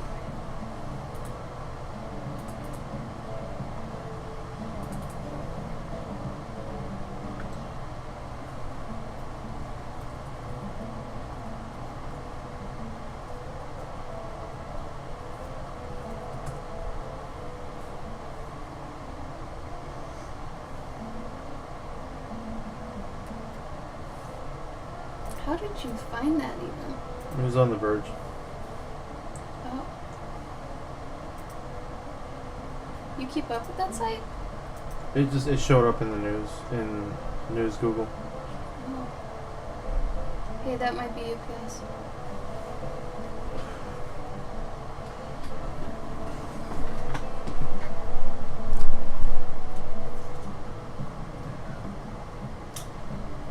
I'm getting new glasses today. I'm excited. They're coming in the mail. I ordered them. And since they're from Zenny, they have Cloverkin on the sides. So I'm that doucher. Yeah, that's basically virality in general. Like when something goes viral, it's always luck. When I worked at the game company, what sucked is they kept like egging all of us on to try to make something viral, and I kept trying to tell them, like, you can't like manifest that. You know, that's like a culmination of where the culture's at, what people are thinking. Like it's the epitome of like where people are at the time. If something goes viral, it's like everyone is on the same page for that. And to actually attain that is like the lottery. And for some reason, the stupid people I worked with at the time didn't understand that. And I had the hardest time with it because it's like, that to me feels like common sense. So you can't really explain that to someone. Or you do once, and then if they don't get it, you're just like, I don't know what else to tell you, you know? Yeah, you can't make it artificial. Definitely, Sagi. It's really weird. But yeah, a lot of business people, especially business people who don't know how the internet works or anything like that, they're going to try to, you know, replicate something's success. Like, our company got obsessed with trying to figure out how Angry Birds got big. And it's like, you can't do that, you know? You can do your best to try to take some best practices from something that are just good ideas anyway, you know, for how a game is designed. That's why they're best practices.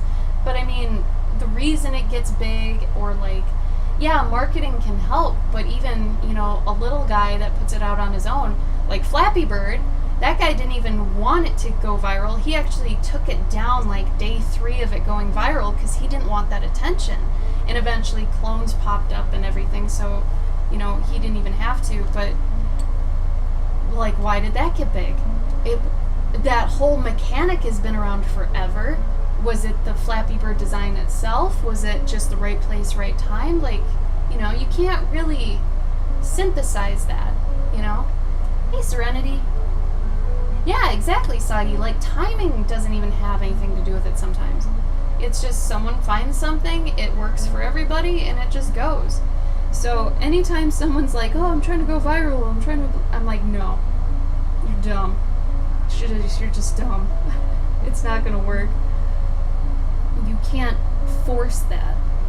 You know, that's really like a hive mind thing, which is a really interesting, like, philosophical point, you know. There was a movie that was going to come out that had to do with that. It was called like 0000. If you look it up, there's a trailer for it, and it looked amazing, but it was about collective consciousness. And I love the idea, it's just it never came out, so I'm super sad about that.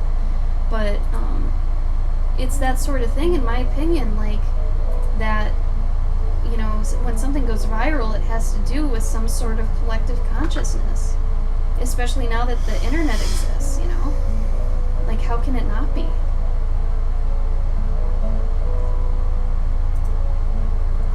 I mean, there's a reason one puppy video goes more viral than another puppy video, you know? But it doesn't necessarily mean we can get down to the science of it, necessarily.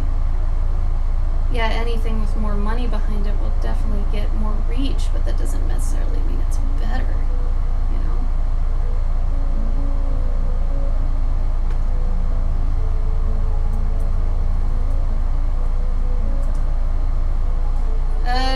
Give me an example, Mage.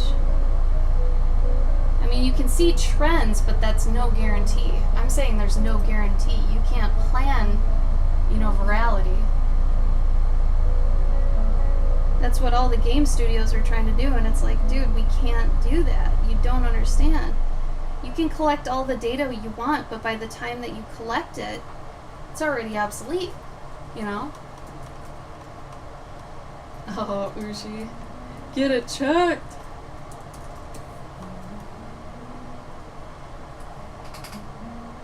But it's like, you know, the minute you realize why, you know, Angry Birds went viral, it doesn't matter. Because something else will go viral then, and the reason that goes viral is going to be different than the reason that Angry Birds went viral. Like, there's always going to be a different reason. You can't predict it. That's the thing. It's all luck. It really is luck. It's like right place, right time. The key is that these people are actually active. You know, they're putting out their stuff. So if you're an artist and you, like, want to strike big, you're gonna have to just be posting. You know?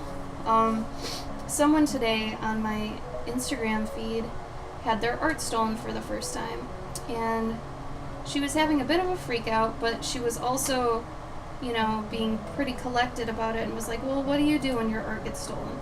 And, you know, I gave her my little spiel of it's the nature of the beast. You have to kind of get used to it. You have to risk it and, you know, be able to get in front of people's eyes.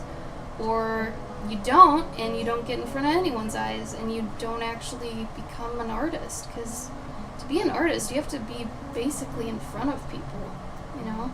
You have to put your stuff out. Yeah, I know that probably wasn't too comforting, but it's honest, you know, and I can't help but be honest.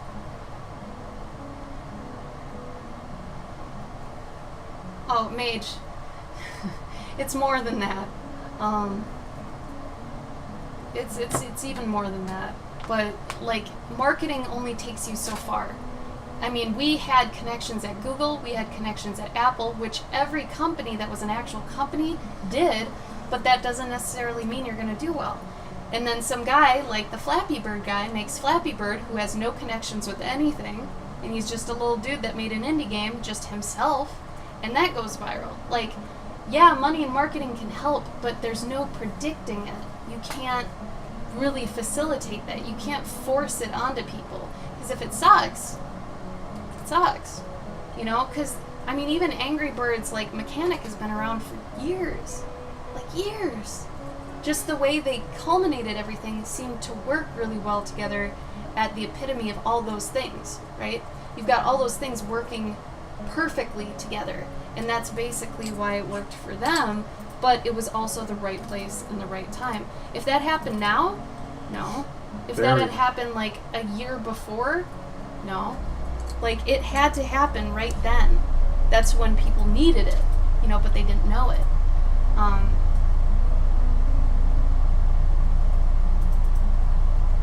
mean, my game that I worked on, that I made from scratch with one other guy, got millions of downloads. I think at the end it got like 25 million downloads. Didn't go viral. Didn't go viral. It doesn't matter. Like, some things get millions and millions of downloads and they won't even go viral, you know?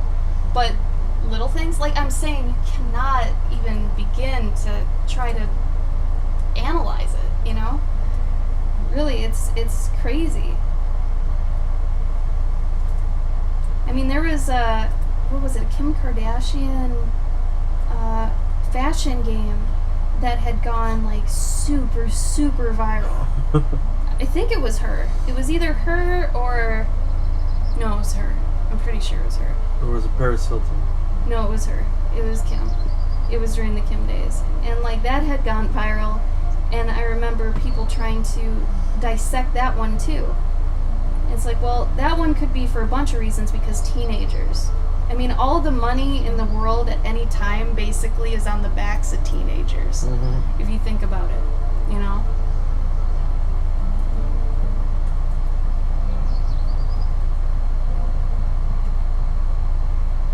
Yeah, Minecraft, totally. I'm still in awe of that too. Like, it's just a sandbox. I hate sandbox games.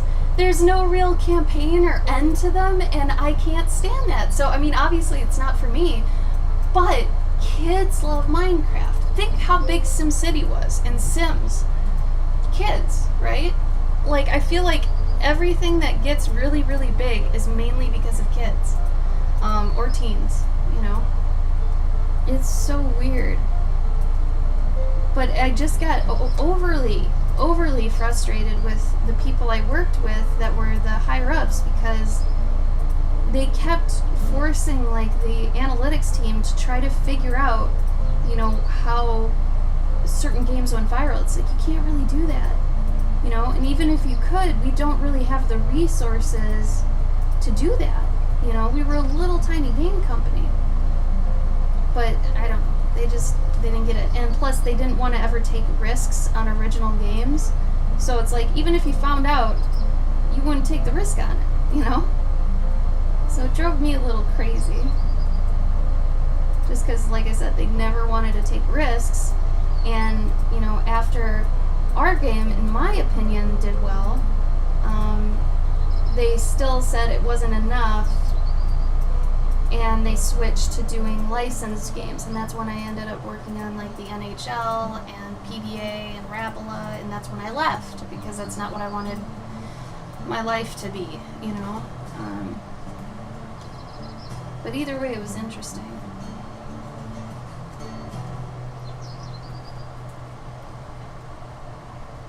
Yeah, I believe that, Sagi. Like, I'm curious about how my friends are gonna do who made the game Joggernauts.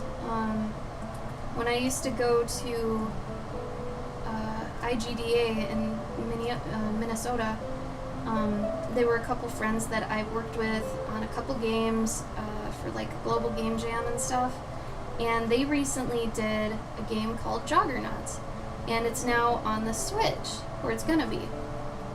And I'm curious because they have done so well with promoting it on their own, like going to PAX and everything like that, and like they're now on the Switch.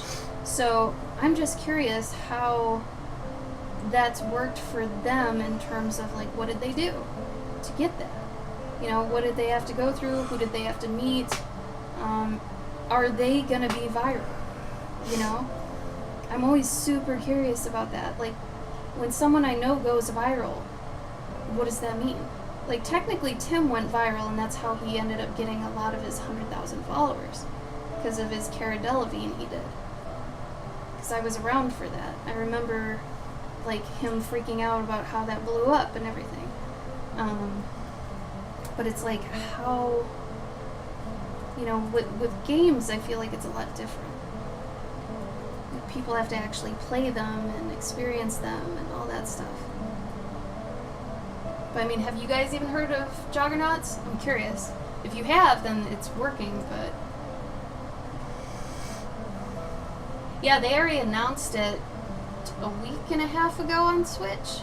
So something might have happened already with that, but... yeah, like, they've been working on that probably for the past 3 or 4 years. So, it's never a quick thing when you do this sort of stuff.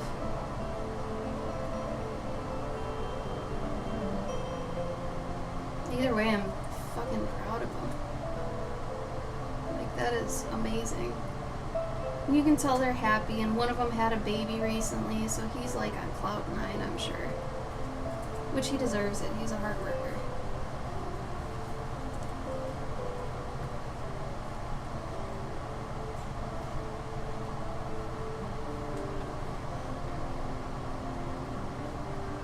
Oh yeah, no, that's okay, Serenity. You're also in another country, so that doesn't help.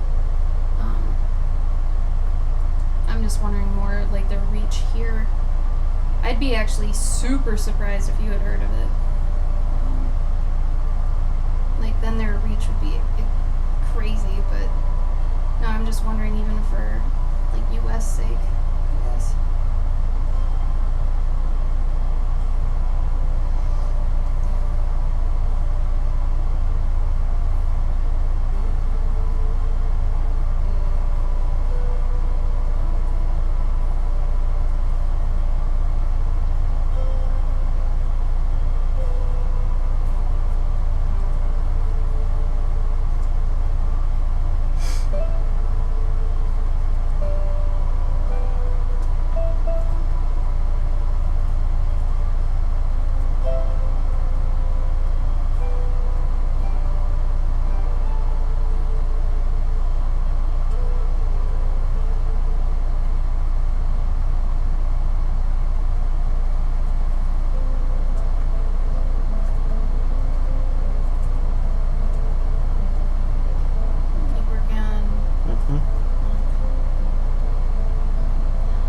It's a side scroller. It's like a co-op side scroller, Serenity.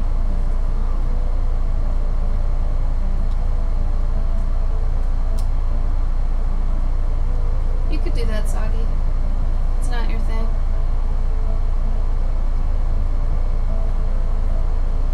Weren't they gonna have a virtual console though coming out at some point for Switch? Gabe, do you know about this?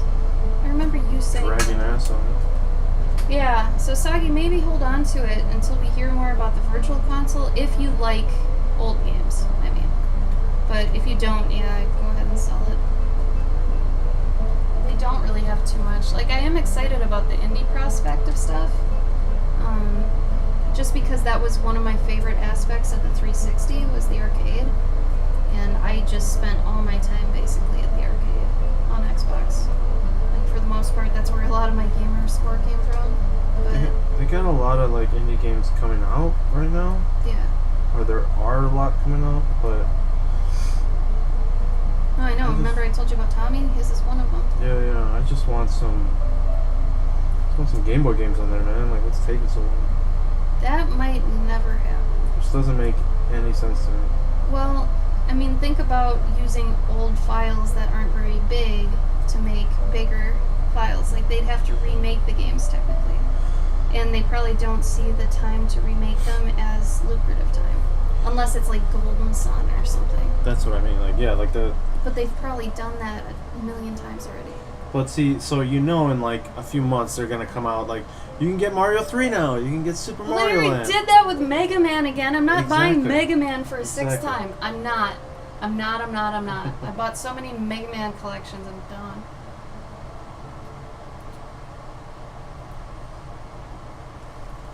Gotcha, Serenity. Fair enough.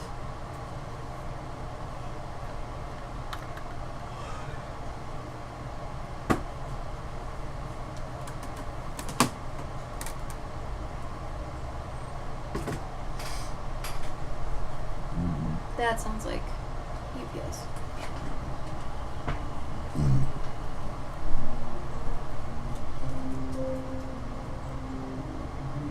They sound like they're kind of far away or they're coming up.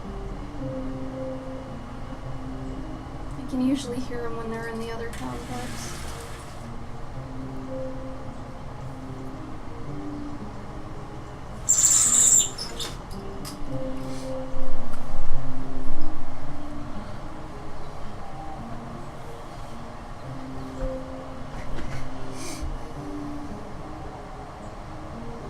Oh, I see.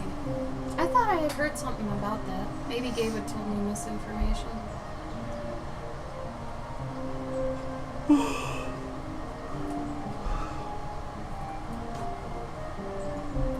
Gabe, you sure that sounds like it? I didn't see him. Who's your little boogeyman, dude? What? Serenity wants to know how Kukui is. Oh, Kukui's good. He's sleeping. He sleeps probably about. God. He sleeps until about 10 or 11 p.m. usually. So he's still got a good 5 hours till he's waking up. But he's good. He went through a bunch of different hair phases. So now his hair's like gray and white in a lot of spots, and he has way less brown. So I think he's getting old. But he had a phase where he was very brown, and like over time it's like it almost melts off him and then he's lighter again. I don't know, I should put up a video of him soon. He's very good about coming to me when I call him, mainly because he knows he's gonna get food, but he's very smart when it comes to knowing sounds, which is funny because, I mean, well, they have shitty eyesight. Their hearing's actually good. But he knows the sound of his treat bag. So if he's in his little sphere house, he'll come out if, How old is he? I don't know. When we got him, he was pretty small, wasn't he? Mm-hmm. He might... When did we get him? Right when we moved in? Probably like a month after. It was March, wasn't it? Something like that. So he's probably no more than a year old. Yeah. You can't be more than that.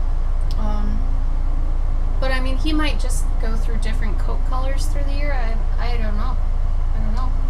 We'll have to see if in the next couple of months if he changes his coat color again. Maybe in the summer they blow their coat or something. I don't know. So they can get a big winter coat.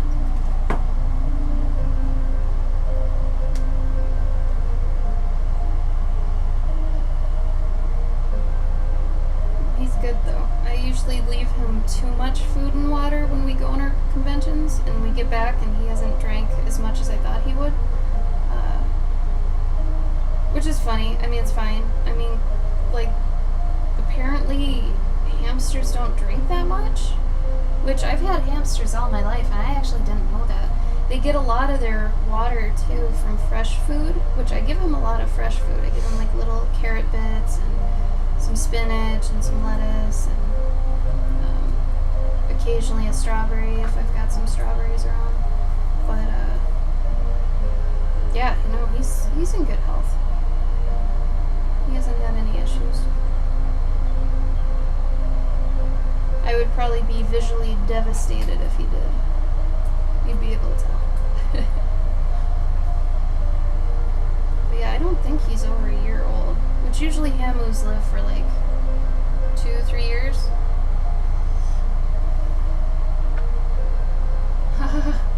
Hopefully won't, Sagi. Thank you. Enjoy your shower. Relax.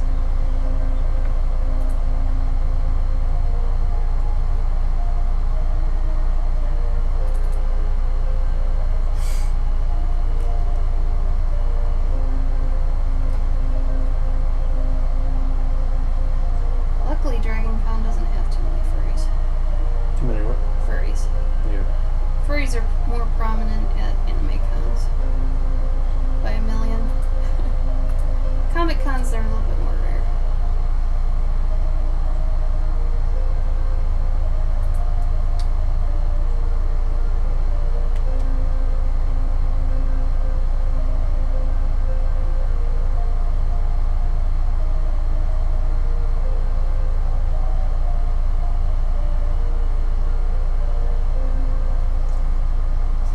I like that typo though, Serenity. I wasn't gonna call it out because I actually liked it. Guinea pigs. I've never really wanted a guinea pig because to me they seem a lot like rabbits, and rabbits are very boring to me. Seem kind of stuck up, which I kind of feel like guinea pigs are the same way. I know they're not, but they seem a little bit more dumb. I don't know. Gabe, I know you had guinea pigs.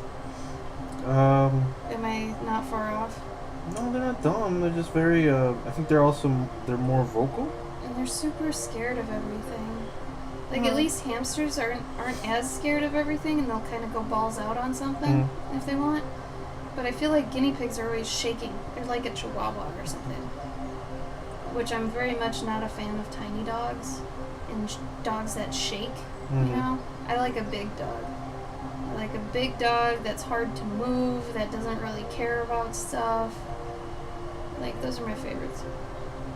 Like little Yorkies and stuff, I can't deal with that. Like, I think the worst dog that I would never want is probably like a Jack Russell. That is definitely not my kind of dog. Definitely not. I had a lab, she was good. I also had a husky when I was like 2 that I don't remember, except apparently it bit my face. And I have a scar. But if any of my animals were ill-behaved, it was because of my parents. My parents were shit at teaching animals anything. But you can experiment on guinea pigs. Paradox! No.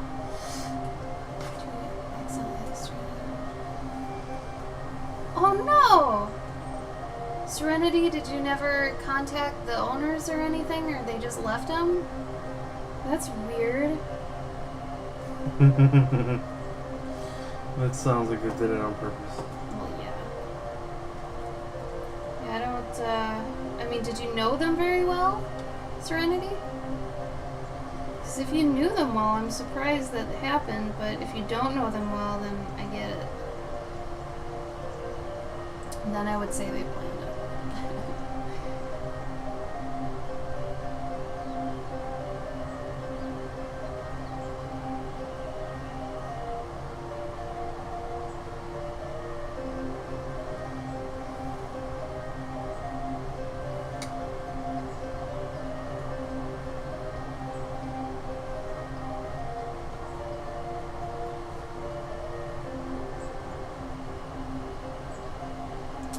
Weird.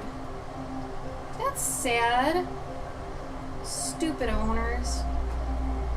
Don't get animals, don't get kids, don't get anything that you aren't, like, for sure about. Oh, that makes me mad. People never think about their decisions, you know? Should I actually have children? Should I actually have, you know, guinea pigs? Like, come on, man. Think about it. Really think about it. People just don't. They're like, I like this thing. I'm gonna get this thing. Do you understand what that entails? Do you know what you're gonna have to buy? Do you know what you have to do? No, I just want it. These sugar gliders. I want sugar gliders. Okay, do you know sugar gliders are up at, like, you know, midnight to 6 a.m.? Yeah, but we got a late thing. I can do it. Okay. Nope. Gave him up. Okay. Good job. Told you.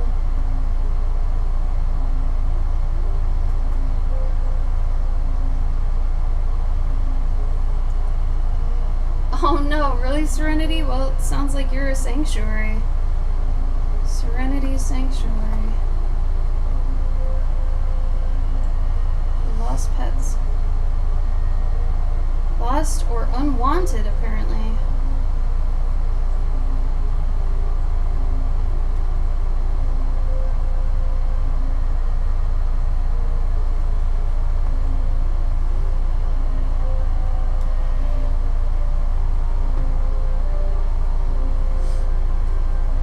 I'm guessing Sniggle ducked out. Yes. Didn't said much. Probably fell asleep at his keyboard. Poor boy.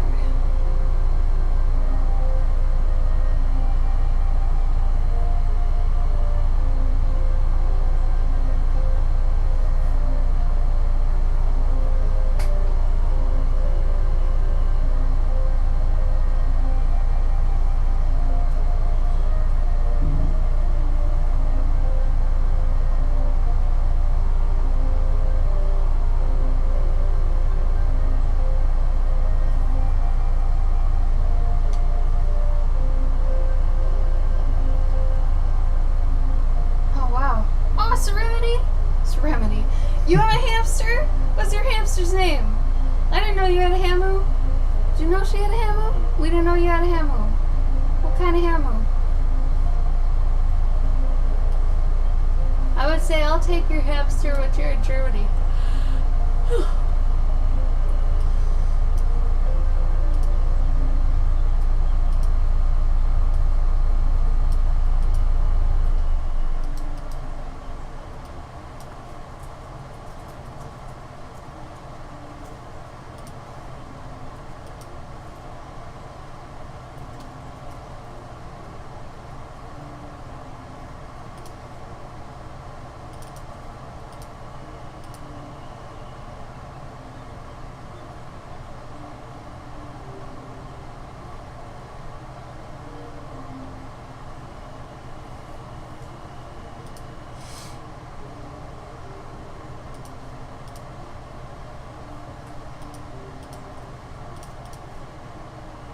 Oh, Paradox, oh no.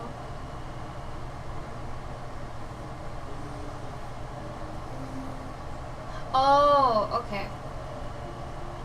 So you're saying all the animals you've ever owned. I thought you said at one time, like you own all those right now. And I was like, whoa.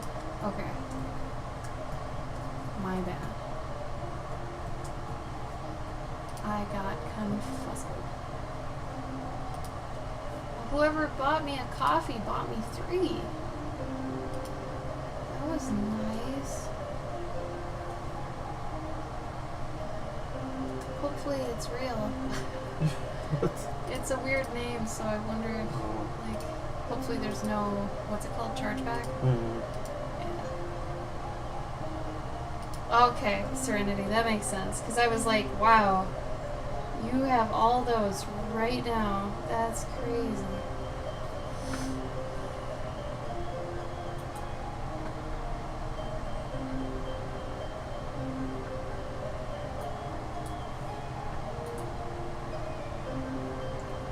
Totally procrastinating right now by drawing this because I feel like drawing this and I should be working on other stuff, but I really want to take a break. And I've earned a break, damn it. I've earned it. You gotta know when to take breaks because otherwise you're gonna go nuts. You gotta know when to fold them. What does that mean? You gotta know when to hold them. What? You gotta know when to hold them. Know when to fold them.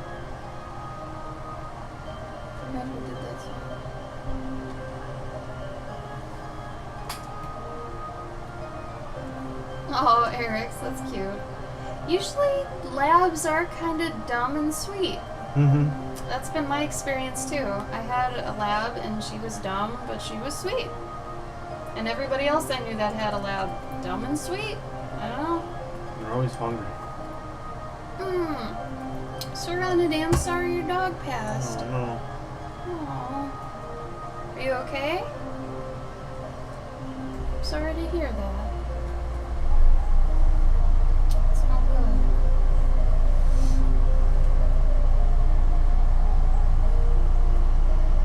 Still figuring out what I want this house to be made of.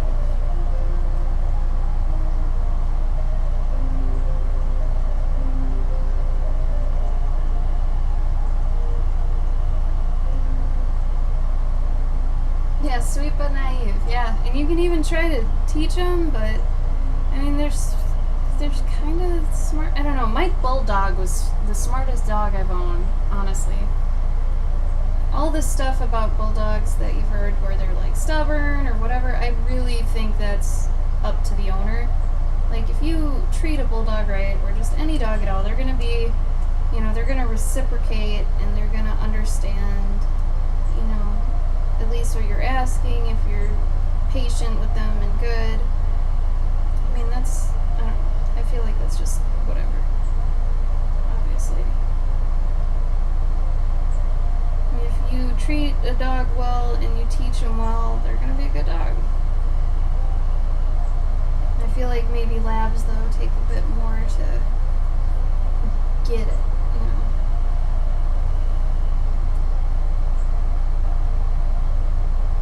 My lab knew some stuff, but she didn't go beyond what she had to know.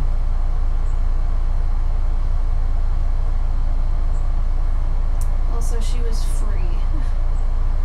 My dad got her because she was free.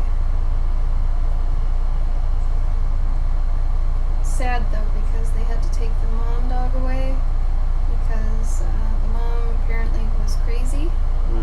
And they had to put her down, like, right after they got rid of all the puppies. Oh, no. So my dog came from a crazy dog, apparently. And my dad got it for free, because my dad doesn't believe in equality. Blah, blah,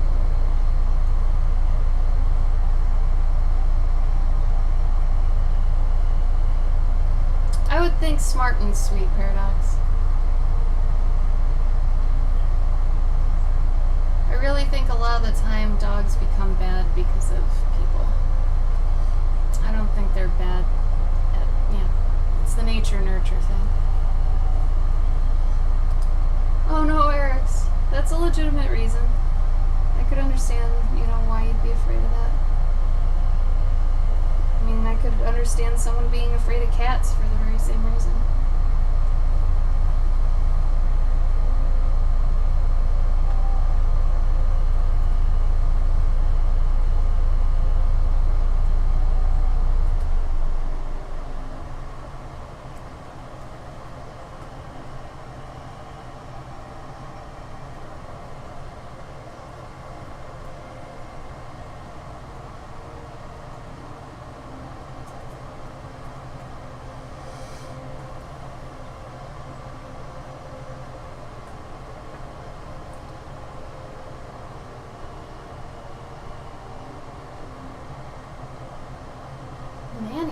really. Well, thanks, Spongy. I'll probably draw that in and ink it with my white gel pen, so I probably won't even ink it, you know? At least not with like a black pen. But thank you. Mashimi, I get it. Mashimni. That sounds like it'd be a brand of something. Mashimni. I love it though. I used to have a German Shepherd.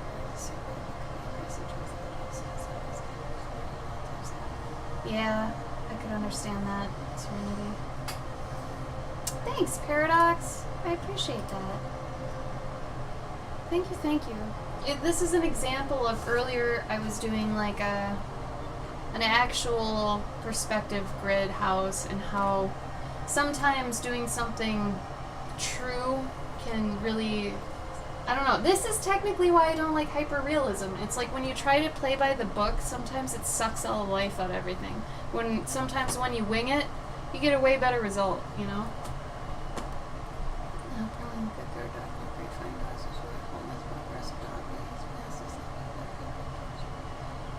Yeah, in America, pit bulls are feared just for being aggressive, and it's like, no, they're nice dogs. You just have to raise them right, you know, just like anything. Like kids. I mean, if we treated kids the same way we treat dogs, you know, it's weird. Some dogs are way better behaved than children. It's like, how about your kid stays outside the coffee shop instead? Mm-hmm. Just saying. And that's on the parents too, just like a bad dog is usually the owner, you know? Like, I can't imagine someone raising a dog from like puppy to adult, and if they're a very sweet individual, you know, how would your dog turn violent? Mm-hmm. You know, that doesn't make sense to me after actually going through a few dogs, you know. I don't know. Do we have a fighting dog list? I know we have an aggressive dogs list, which has like pit bulls and Rottweilers and stuff like that. Fighting dogs? Yeah. Well, that's usually I think the aggressive dogs is for us. Like Yeah. some places don't even allow them in like apartments and stuff because they're aggressive, you know? But there's some towns that don't even allow them. yeah. I mean, Paradox, I didn't ever really get too good of a foundation with like realistic buildings, but I mean, I don't think you need it for some things. Like, it's a general understanding. I don't feel like you even need to really study things too much, like anatomy, right?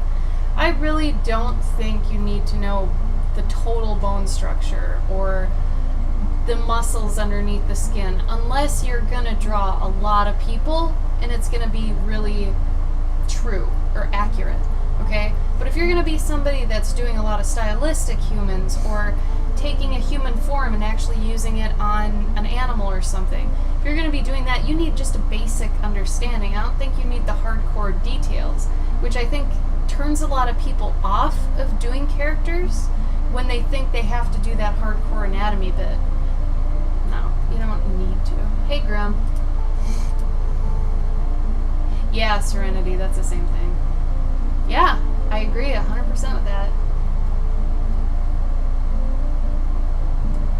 Yeah, I mean, when a dog's born, I feel like it's just, you know, whatever, until someone gets a hold of it.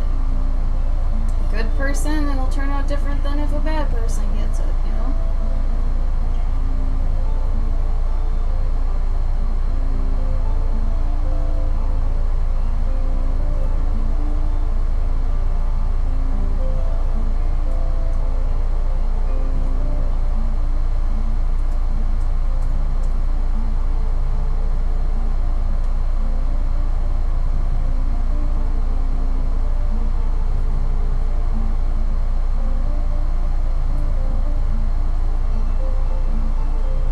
Yeah, that's Paradox. That's what I'm saying, like a general understanding.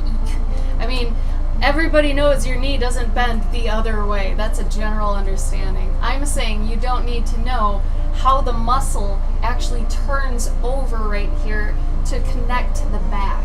you don't necessarily need to know that unless you're drawing someone punching and they're really ripped, you know? If you're drawing a big fat guy, you don't need to really know that if you're drawing it stylized as just a hump, you know? So a general understanding, I don't feel like anybody needs to know the names of the muscles or anything like that. Because sometimes if you think you need to know that and you really don't, and you go that far into it, you might never want to draw people or characters or anything because you're too turned off by how accurate you have to be. Shouldn't let that get to you. Yeah, Eric's, I could see that.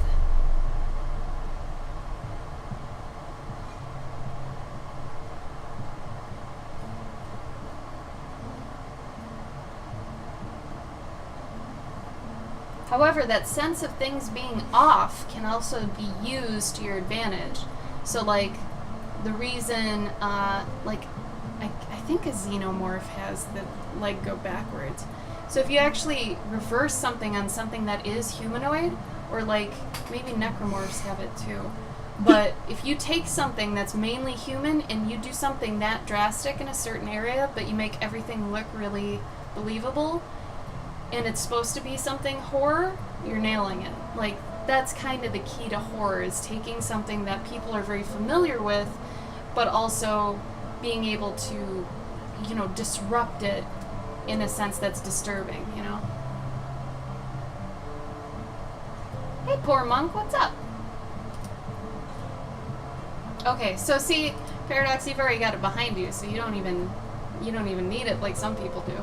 But I say for the people that aren't, it's not ingrained into them and they don't really have a want to go that far into anatomy, they don't have to. Like Gabe and I, we're never going to do that. I don't care. I hate hyperrealism. Why would I do something I hate to do? I'm not going to do it, you know? A nice Smurf house. Why do you think it's a Smurf house?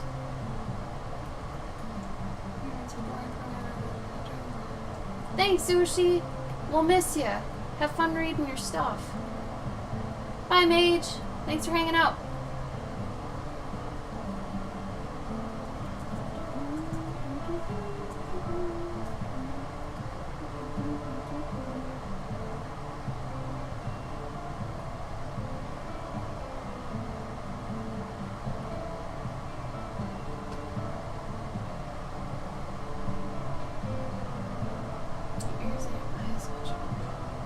Thank you.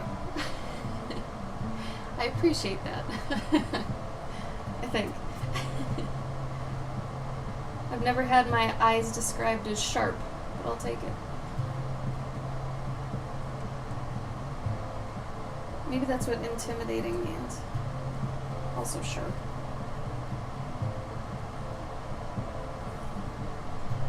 No, Eric's, it's not for Hazel. It's just for fun. I've been really stressed this week, and this is my last stream for a week while we go to Dragon Con, so I'm just trying to kind of have a relaxing thing that's easy and fun for me. So this would be on my happy list. For those of you who don't know what I'm talking about, in the past I've described for artists to make a happy hardcore list, and though I am a fan of the genre, and I really like happy hardcore music, it's more about making a list of happy things that you like to draw, and you don't have to be good at drawing them, you just have to like drawing them. So, you know, let's say you like drawing people, but you suck at people, but maybe that's on your happy list. That's okay.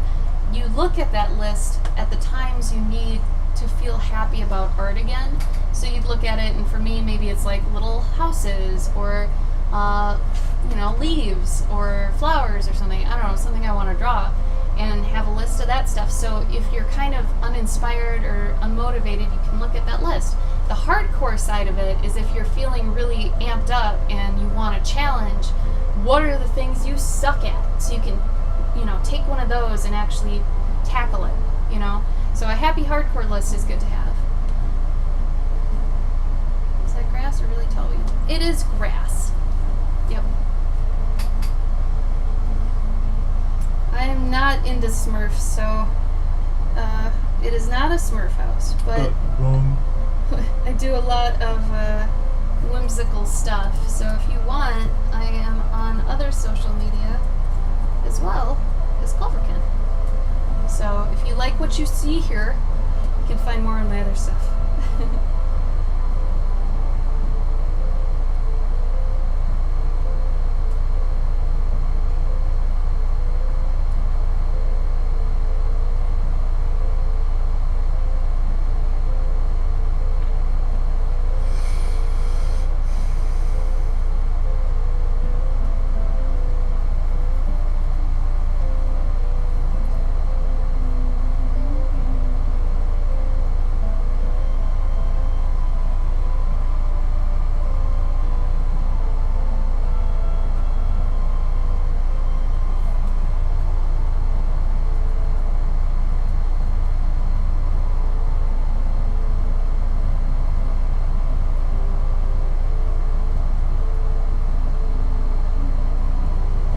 Where's my MySpace page?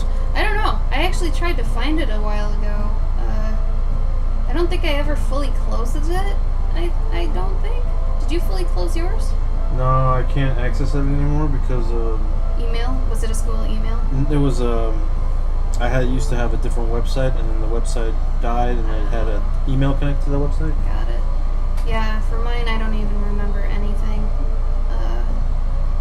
I'm sure I'd be pretty upset with anything I've got on there, so it's probably good I don't know where it is. I also used to have a Zanga and a LiveJournal. I don't know where those are either. I bet those still exist though. I bet I could find those if I wanted to. Remember Zanga? I had never used it. Really? Yeah. I liked it better than LiveJournal because there's a lot more customization. Yeah. Yeah.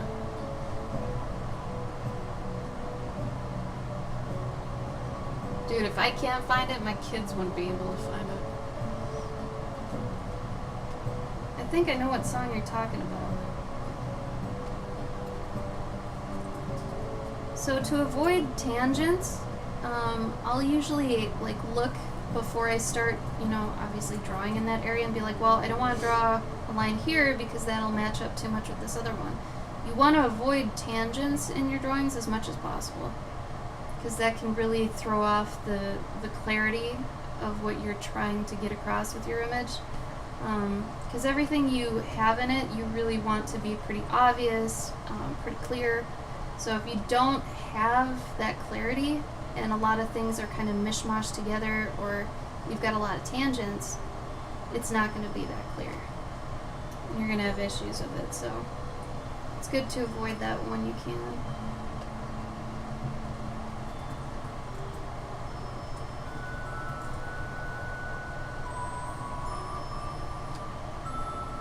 What was LiveJournal? It's really a ridiculous concept. It's LiveJournal and Zanga, spelled Xanga. Were both diaries online, basically blogs that people could read. So it's like anything that exists now, but just a text version, really. It's like if people only wrote diary entries on Tumblr or something. That's what it was kind of like. Embrace the tangents? That doesn't really work in many situations. Can you think of a situation embracing a tangent would work? I mean, unless you're trying to be really stylistic about it, but then it gets kind of fucked up. Yeah, Gabe's a professional comic artist, the voice you hear off screen, so if I ever have a question on that sort of thing, I usually ask him. I go to him for perspective stuff and tangent and panel stuff like that. So if anybody has any comic questions, Gabe's here. Ask Gabe.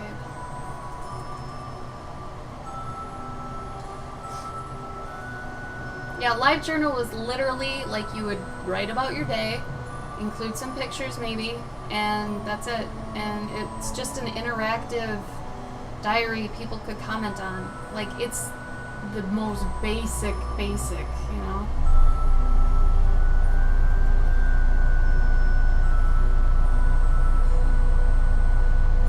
Tangents are fun is when you're holding up the Leaning Tower of Pisa. What? A little lost. Paradox. A little lost. You'll have to go into why that's fun. taking a picture. And you're like, oh, that's what you mean. Yes, in photography, in illustration, it's a bad idea. That's not a tangent, though. I mean, it's an intersecting tangent. Yeah. No, remember that one Tumblr post where it's like different types of tangents. One is an intersecting. Yeah. No, Paradox is right. Paradox is right. But I mean, that's like somebody. We're talking about strictly illustration. It's a terrible idea. In actual photography, it's cool. It's like optical illusions, but in this case, when I was going right here, if I drew one of these like mushroom stem lines and I connected it to this top part, no, that'd be really bad, because what that does is that breaks right here and that connects the two. So like I said, that clarity of what the form is, what it is itself, like the object, that's going to start getting smushed together in people's heads when they see it, because you're taking what's down here and bringing it up into this form. You don't want to do that. You don't want to do that as much as possible. So tangents, like in illustration, think of it like you want to keep them separate because you want your forms to speak. If you're intersecting them here and there and everywhere, they're going to blur together. Like literally the lines are going to blur. And especially when you're doing ink work, it's extremely important. So you have to be very mindful of that.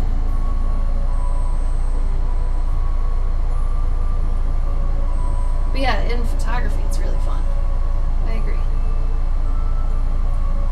Sorry, I guess I automatically assume we're talking about illustration because we're on my channel. Sorry. Oh, we got DragonCon guest info, Gabe.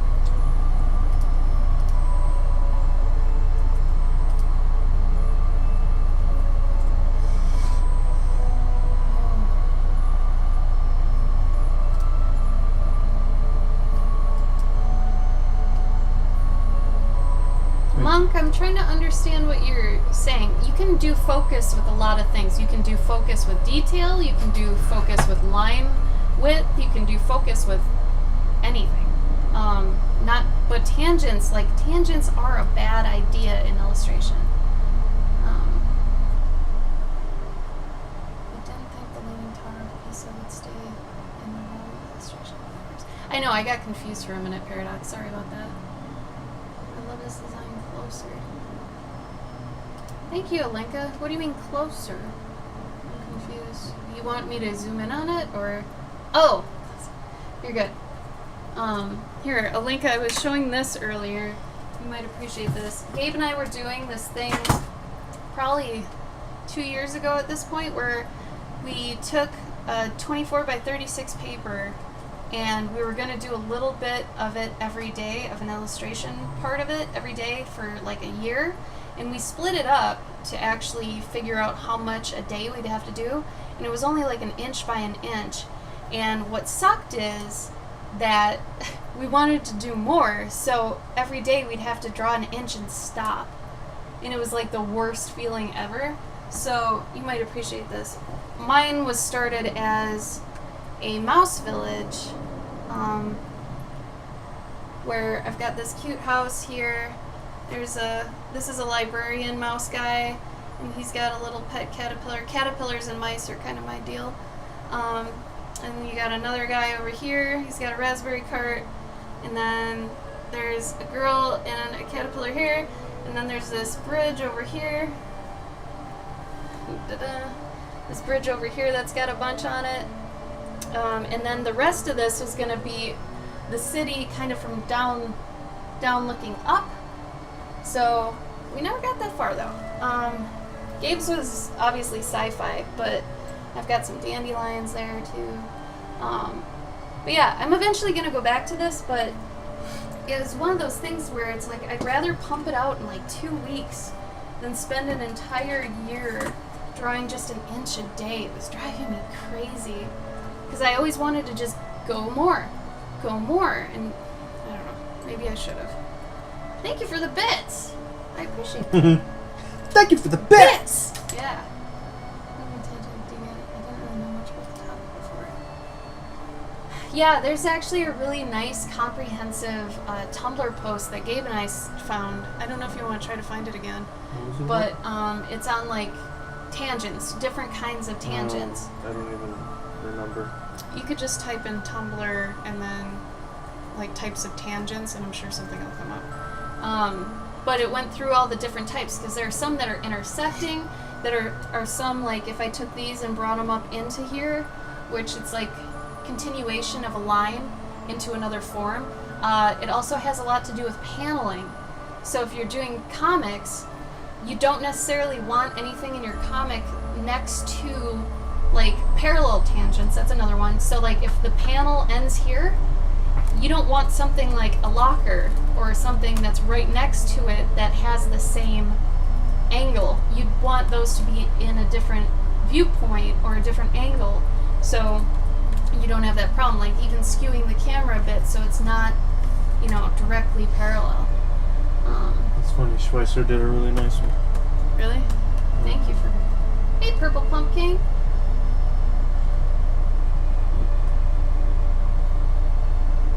Oh, yeah, it's tangents. Sorry. Tension is described as something that, like, when you're pulling a rubber band, that's tension. Or if you go into a room where everyone knows a secret but they don't want to talk about it, there's tension. It's like anxiousness, anxiety. With, like, the rubber band, it'd be suspense. That's tension. Tangents are usually a math term or an illustration term.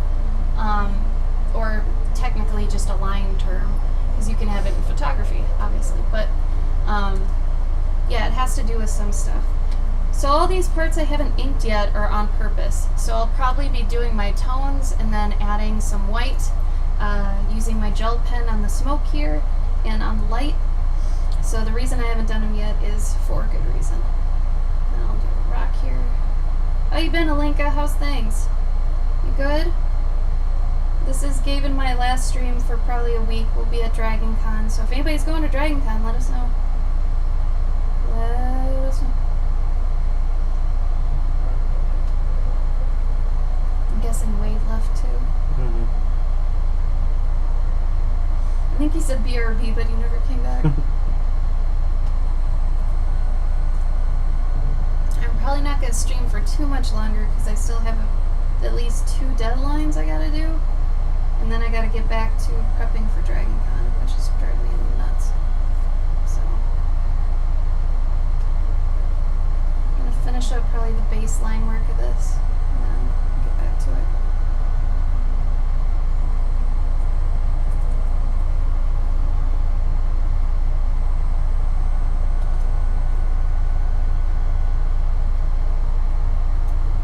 Oh, good, Alinka, that's great. Oh, Serenity, I could see that. Ooh, good luck at the con this weekend, Alinka. Hope that works out well for you.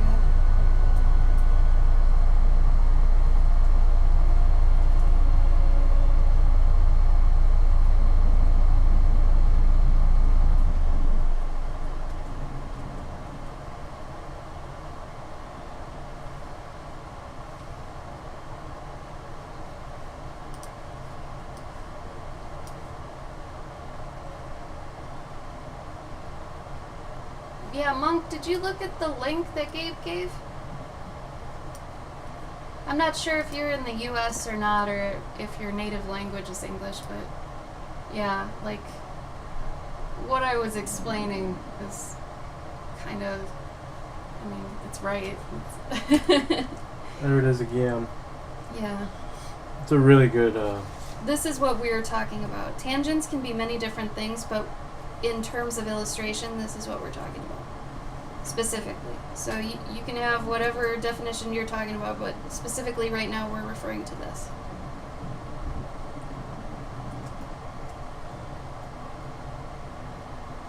And like Serenity said, maybe it's too close to another word. Oh, you are? Okay.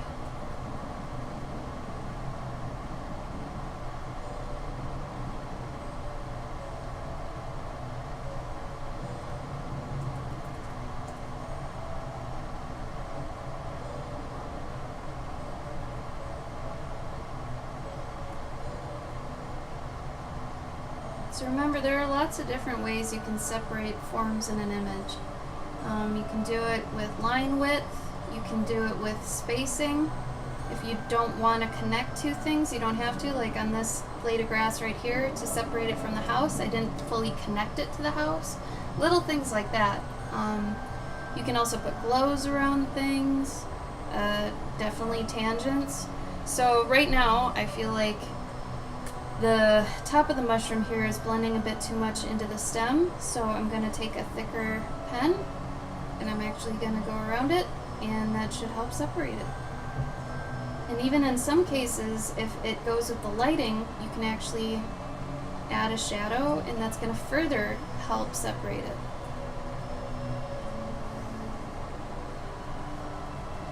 So it all depends on your image and how far you want to go with it. But definitely when you have some detailed areas, that can get a little mucky, so you have to figure out how to separate and keep your shape work clear.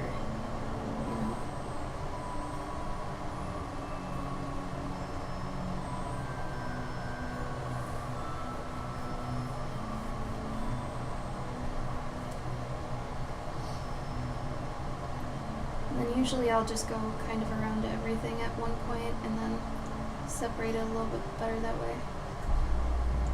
So another way to do it when you do it this way is if you want something to be in the background, you're going to actually not outline it then.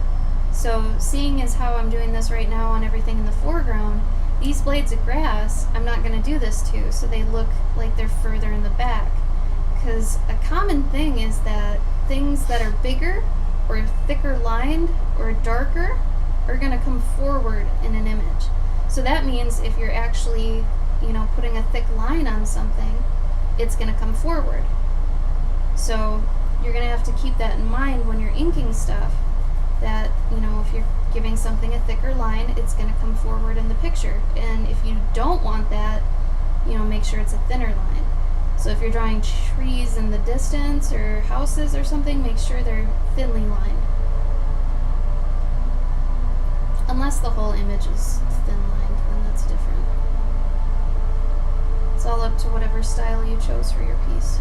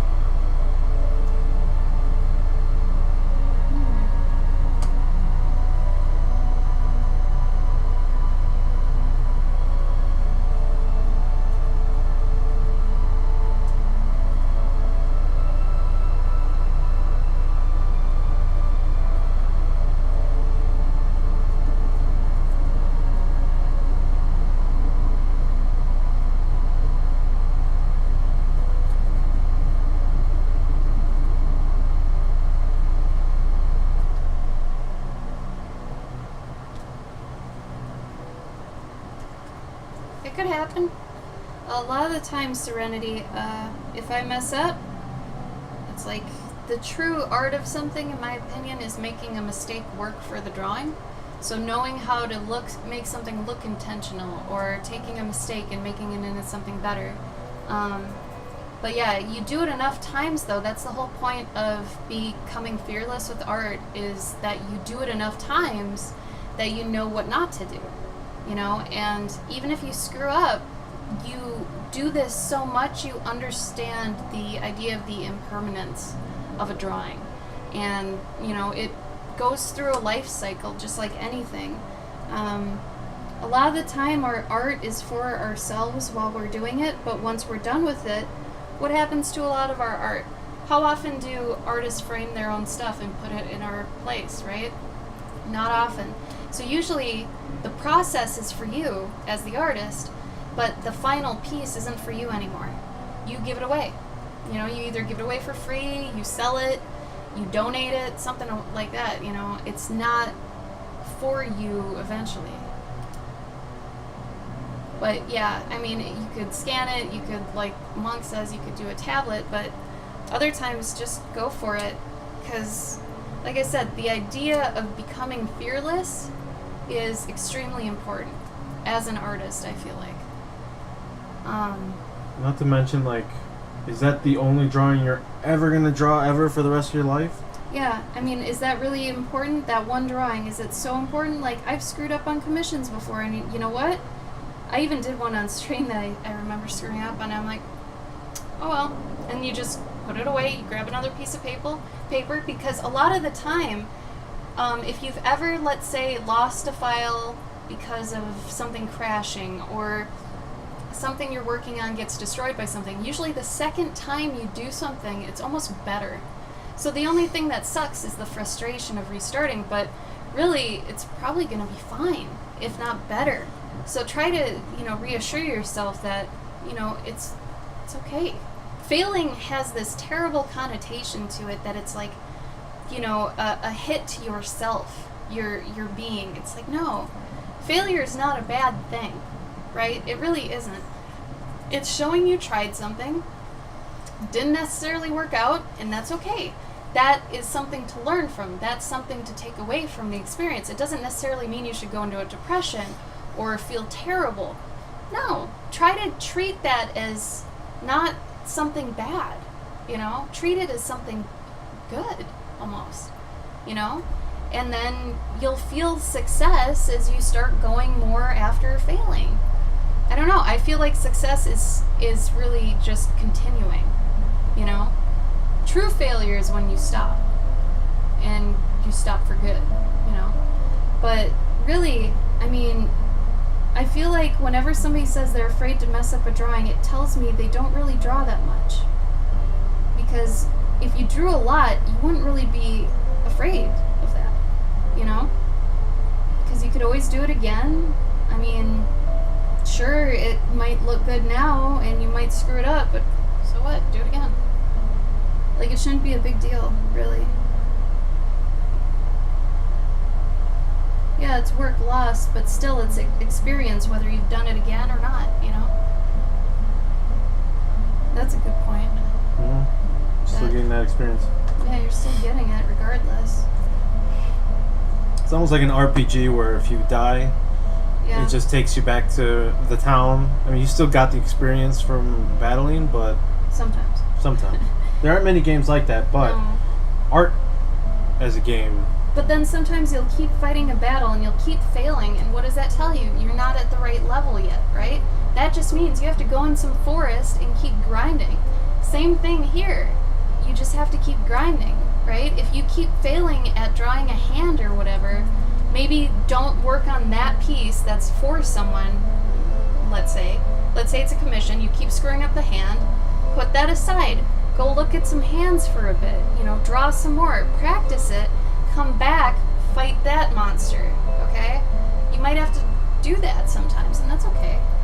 But yeah, try not to feel pressure. Honestly, there should be no pressure really with drawing. I don't know why you should feel pressure. It's like, who are you trying to show off? You know, Yeah, where's the pressure coming from, Serenity? Because there shouldn't be any pressure, just draw. Also, Pumpkin, thank you for the follow. I appreciate that. So, I mean, whatever you do, Serenity, if you fail at it, you can always do it again. Like, it's okay. There's nothing to fear. Your life's not in danger, you know? Hey, Tragic, what's up? How you doing? How you doing, man? I feel like art is one of those things that nobody ever it's okay to like mess up if you're writing something out. Like, oh, I wrote the wrong word, or I put a P instead of an R. Crap. Though I guess you could turn a P into an R. I put an R instead of a P. Well, now I just gotta scrumble this paper up and start over again. But you're okay with that. But with art, no, you're not. Like, why not? No, I feel like it comes down to frustration. It's not even about failing. It's about people that are getting too frustrated with failing, or the idea of failing as a bad thing. Failing is not bad. You gotta think about it more like at least you're trying, at least you're doing something, where other people are failing by not doing anything. Think about that. You're already not failing. If you're drawing, you're not failing. You know, if you make something ugly, that's okay. What's so wrong about that?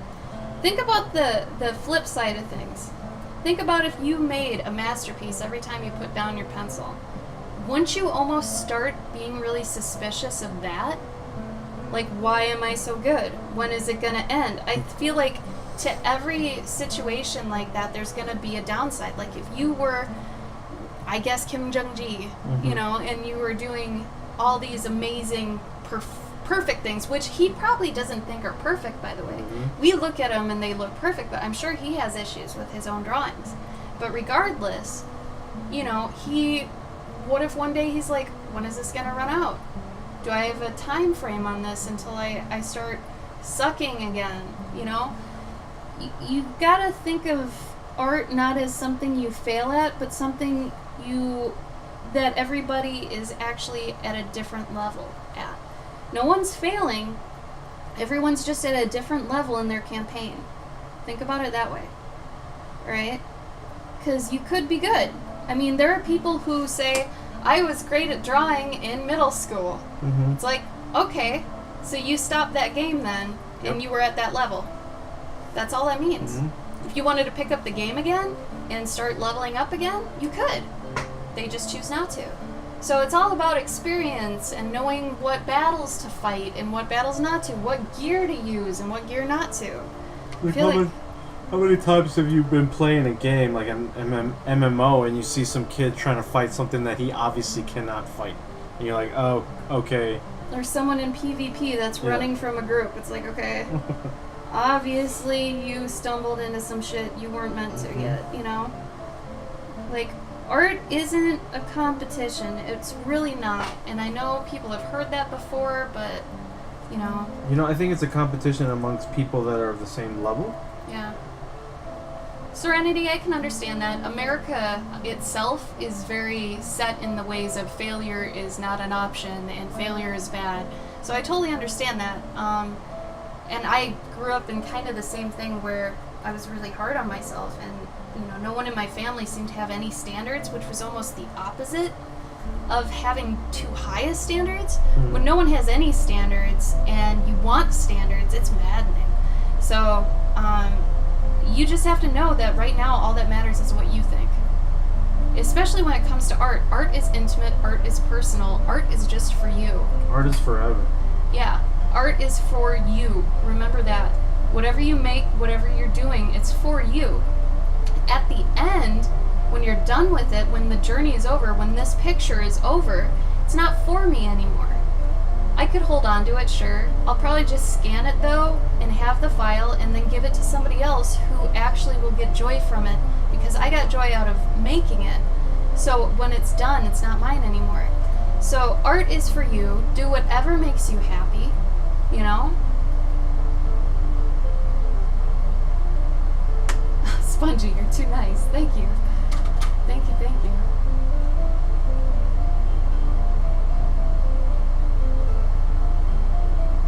Monk, what do you do for a living? What's your job?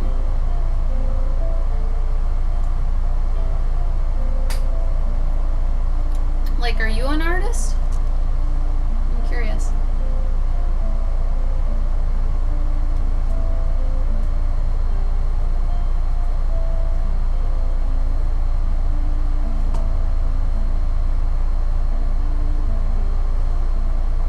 Spongy, are you working on that story right now? You're a valet. Okay. Do you do art on the side then? Or, because you seem to have a lot of advice, but I want to know where it's coming from. Like, do you have a background in art or anything like that?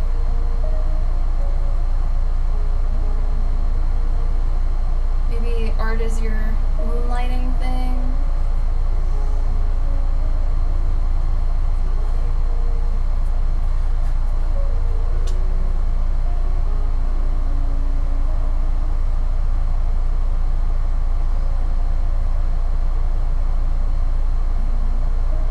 Two part-time jobs. I see. I see. Are either of those art though?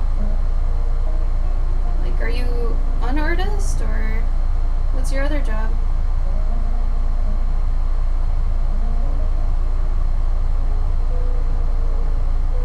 I see.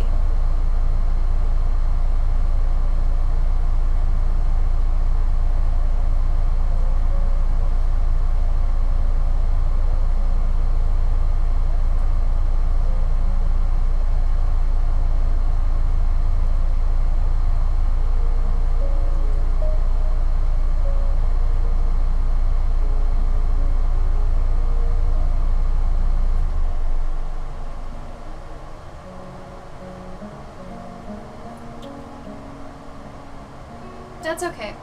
I just, if you don't have any industry experience or know what we're really talking about, I guess it's one of those things like let the professionals handle it.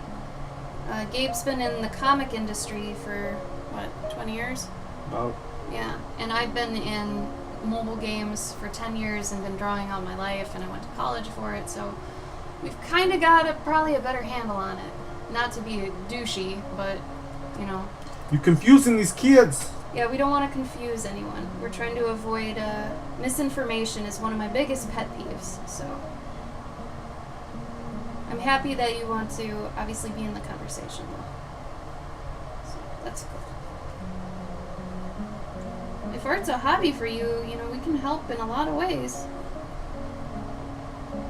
So, I mean, obviously we talk about it a lot, so if you ever come to our streams, we're pretty vocal, you know, about what we're drawing, what we're frustrated with in the industry. That sounds like you guys. Yeah. No, it's all right, man. We just wanted to see. Hurry, hurry, press the button.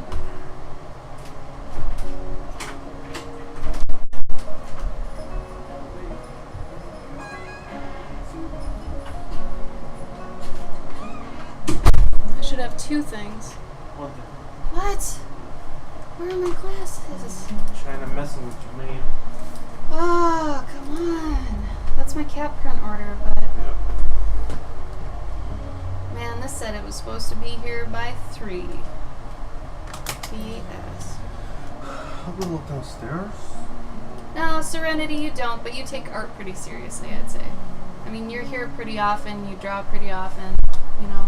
I wouldn't say that you're necessarily thinking about, you know, going into it or anything, but you're definitely you're in the industry with us. You have been for months now. You've been in the Discord, you've been in this, so you've at least seen, you know, and you do commissions.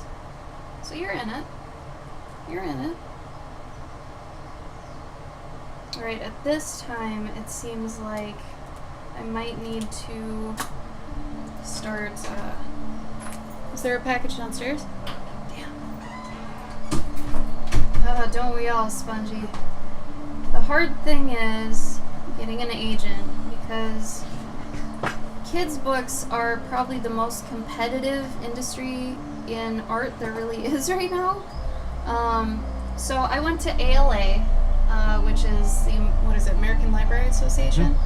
And that is just for basically librarians and authors and such. And we went there and we had a booth. So we had a lot of people looking for, you know, artists and illustrators, which was really nice. However, it told me how imperative it is as an illustrator that you have an agent. And agents are not easy nor cheap to get. So there seems to be two ways to get into that industry, really. To start making your own books, well, 3 ways. I'm going to say 3 ways. Making your own books and putting out your own books and stories, which is the route I'm going. I'm going the self-publishing route. Then there's the get an agent route, where you hook up with an agent, you pay them, they pimp your work for you. And then the third way is basically to kind of start working with writers. If you don't write and illustrate your own stuff, work with writers who they might have an agent and start getting into the industry that way. Depending on how dedicated you are or how much money you have or your availability, each one of those is going to vary depending on what's right for you. So it's tough. I would even say kids' books are harder to get into than comics. 100%. Yeah. It's easier to get into comics than it is illustration for kids' books. Also, doing kids' books, you make a hell of a lot more. Yeah. If you can get into it. That's the hard part.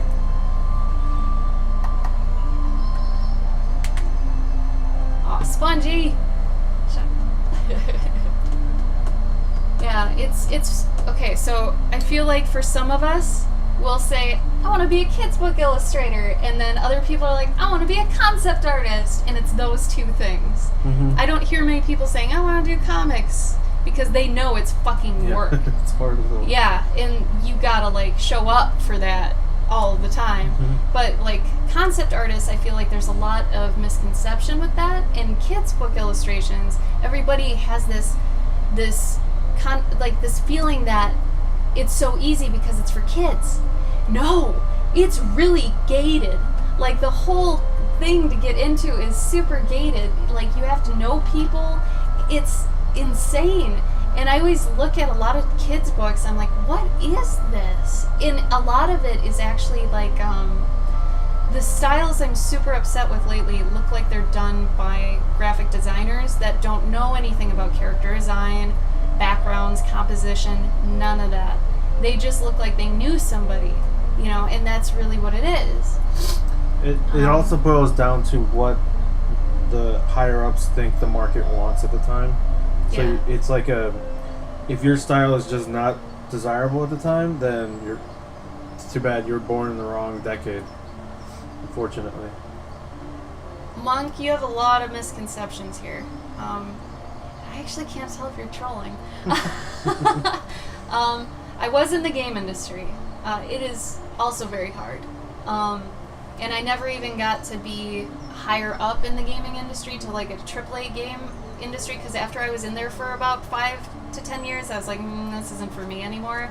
Because I feel like whether you're at a small company or a big company, obviously they're going to have goods and bads, but the bigger ones, you gotta work for. Just like Disney, you gotta bust your ass for that. And concept artist is not easy.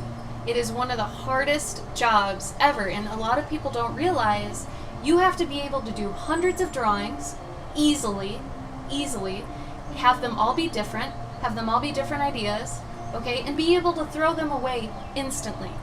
You can't get attached to any.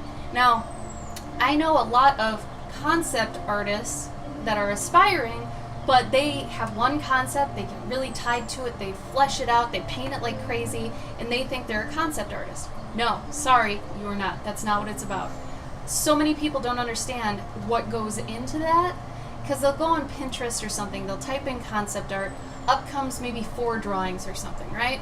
Of maybe a character, or maybe there's one character piece, and they think that's concept art. That's the final concept art. Okay? That's what everyone is decided over after they've done hundreds of drawings, right? They got to that one. So that's the one that goes in the art book or whatever, right? A lot of concept artists have to be able to generate a lot of ideas, be able to clearly have their silhouettes and shape work speak, and to, like I said, be able to throw them away. You have to be honestly just a generator that just tosses things. Right? And then they'll say, all right, these 20 designs, polish these, do a bunch more off of those. And you got to do that. And then you keep whittling it down, you know?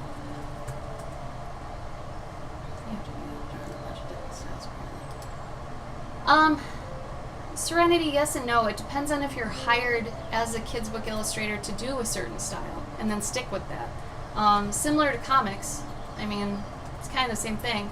But I think it depends on if you're hired off of something you've done or if you're hired off what you're perceived to be able to do. I think there's a difference with that. Oh yeah, Pock Knock, right? Yeah. Oof. Yesterday was rough. Today's rough too. It's been a stressful week, man. Like, ooh. I was gonna beat up grandmas yesterday? What was that about? I'm trying to remember. Oh yeah, Target. Drove me nuts. Yeah, the Drove me grandma. nuts. Yeah, it definitely is spongy.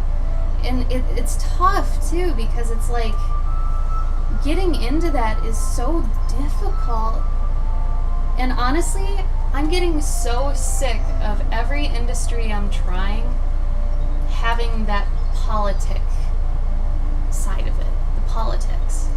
Like, I honestly thought being a freelancer and a convention artist would not have as much drama or politics associated with it. It might have more. So that's driving me crazy because honestly, I just want to do my stuff, not get into any business or whatever with people and their problems, and just do my thing. It's driving me crazy.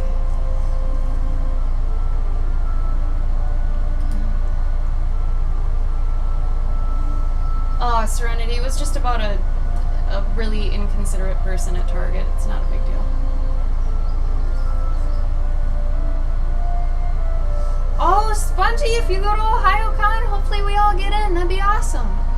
Wait, weren't they supposed to release that soon? Or when are they supposed to? I think they're supposed to release it soon. We usually write on our calendar when it's supposed to happen. It's not up there, though. Yeah, convention art politics. So, like, you know, when you're in, like, an office, you have office politics, where it's like you have to kind of play the game and play people, and I hate that because a lot of the time there's dishonesty, there's drama, there's people fighting people behind their back and all that crap. I thought getting out of, like, the 9 to 5 would get rid of that. It really hasn't. That happens everywhere. I know, but I thought I'd deal with it less. Yeah. Because I'd be choosing more who I'd have to deal with, and the grass isn't greener sort of situation, you know? Oh, September, yeah. Yeah, definitely, Spongy. We'll help you as much as we can. Yeah, it's, I don't know. Spongy also said she likes hearing you talk about comics. Oh, good. And hearing Gabe talk about comics, so crazy the things they're focusing on that we take for granted.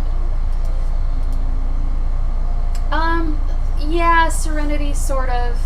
Like, I kind of bump heads with people in the con art thing because of some people are more high art that don't take what Gabe and I do as, like, viable forms of art, you know, that sort of thing. Yeah. Like, there's all these sort of dichotomies and weird things going on where it's like everyone's doing art, right? The only thing that I will say is bad is selling fan art. That's the only bad thing. And that's the other thing. If someone's got a platform and they know something's wrong, but they won't speak up about it, aren't you kind of misusing your platforms, so to speak? Stuff like that. I don't know. And just things in general. Like who you know, rubbing elbows with somebody to get in closer with stuff. This is Hollywood. Yes, Spongy, yes. High school drama. Nailed Yeah, it. Same thing. And it's like, I don't want that. I don't want that at all. And I never wanted that. And I feel like it would at least be lessened because I'd get to choose who I was around, right? You don't. You really don't. You do see a lot of the same people. I didn't think that would happen either. But we go to a lot of cons, and there are some people you like you see a lot, there are some people you don't like you see a lot, stuff like that. And it's the same sort of thing, you know? The only time I think you'd actually be able to escape it for the most part is if you worked at home majority of the time. And honestly, I want to kind of get there. Because then you can go out if you want to, or you can kind of stay as a recluse. Social media, you can choose to touch it or not, stuff like that. But it's okay, Monk.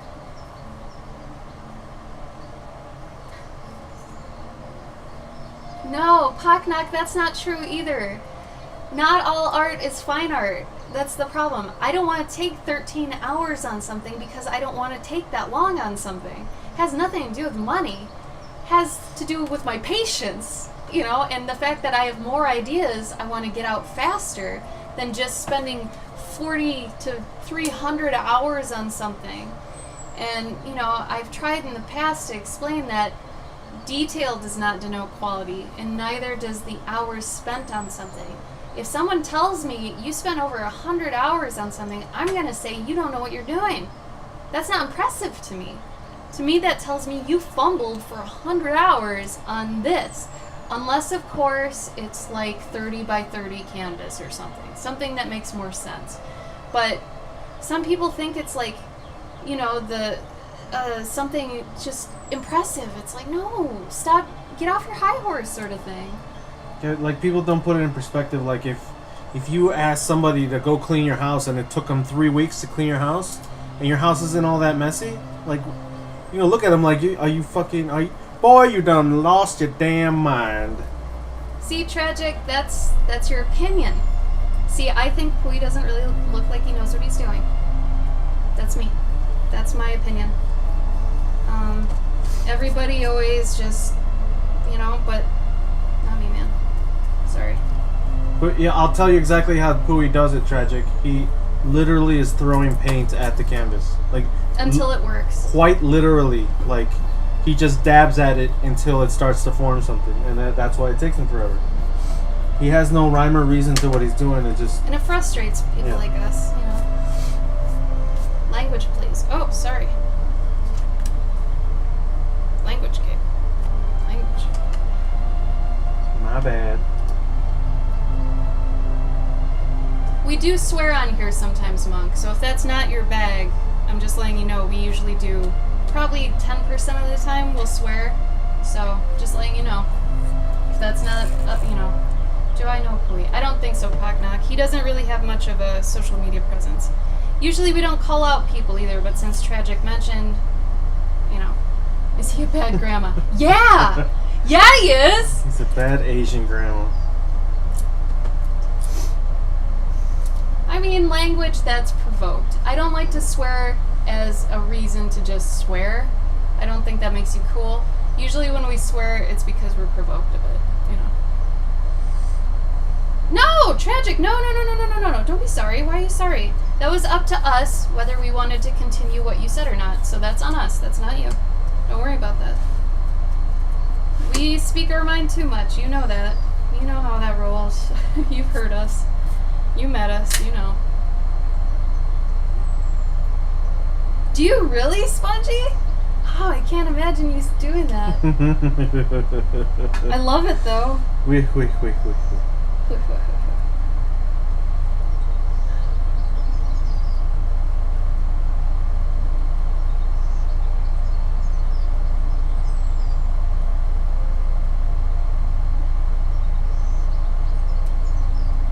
Oh, God.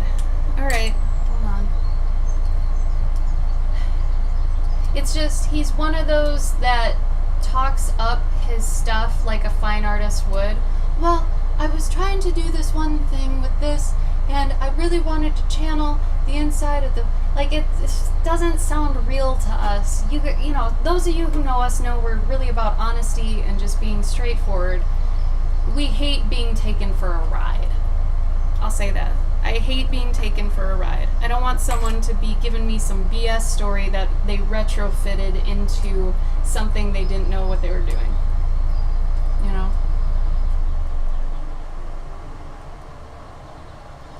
But, like I said, it's weird because there's gonna be perception with certain things, you know, and people are gonna like it, people are gonna hate it, but depending on how you treat your art, and this is actually a really good example, depending on how you treat your art, people will buy it. If you, like, think about it, if somebody who does a painting in ketchup and they're sitting there like this and they're super confident about it, you're going to think you missed something. Right?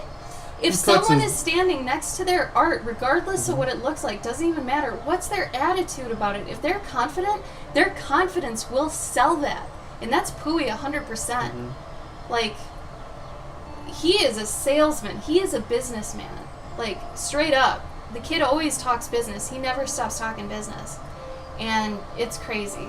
Like, he can sell anyone on his stuff. I swear to God, half of selling art is your appearance of how you think of your art. Seriously.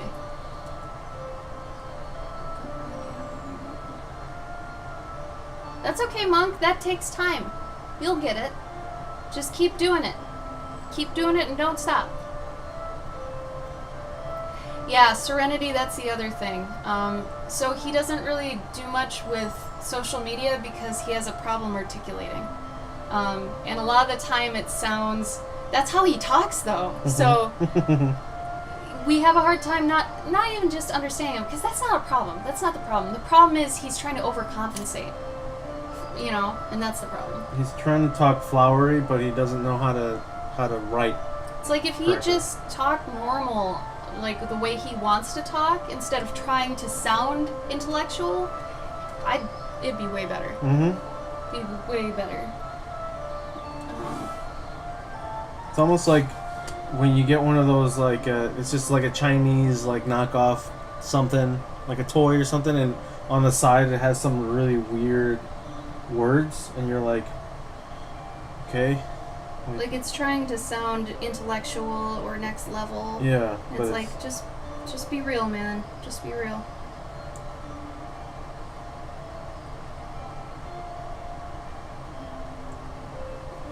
Like, it's funny, but if any of you actually go look at Pooey's work, his ink work is where it's at. Yeah, amazing. It's amazing. It's actually amazing because he does know anatomy and all this other stuff. He's very, very good. But he paints different than he inks. I don't know. Anyway. I'm trying not to trash talk as much as I'm trying to critique, I guess. Because trash talking's not cool. That's part of the politics. See? We're already feeding into it. That's not what I wanted. Right? Spongy! That's the exact one I'm talking about. The wagon blew my mind. He actually inspired me so much with that piece. I love that piece. I want a whole book of that. And I told him, I'm like, dude, you gotta keep going with this. This is amazing. This doesn't even feel like you. And he was like, it was fun. It was fun. It was a good time. And I'm like, Pooey, no. No. You gotta. Gotta. Yeah, tragic. Post everything. Instagram is a living, breathing thing. You gotta post it. Don't think of it like a dead portfolio. That's what actual portfolios are for. Website domains, that sort of thing. Use those for that. Instagram, it's for everything dirty. Do it. Spongy, do you have the wagon piece link handy, I guess? Yes, good, Spongy. Yeah, I'm proud of you. That's fantastic. It feels good, doesn't it? You feel more legit, don't you?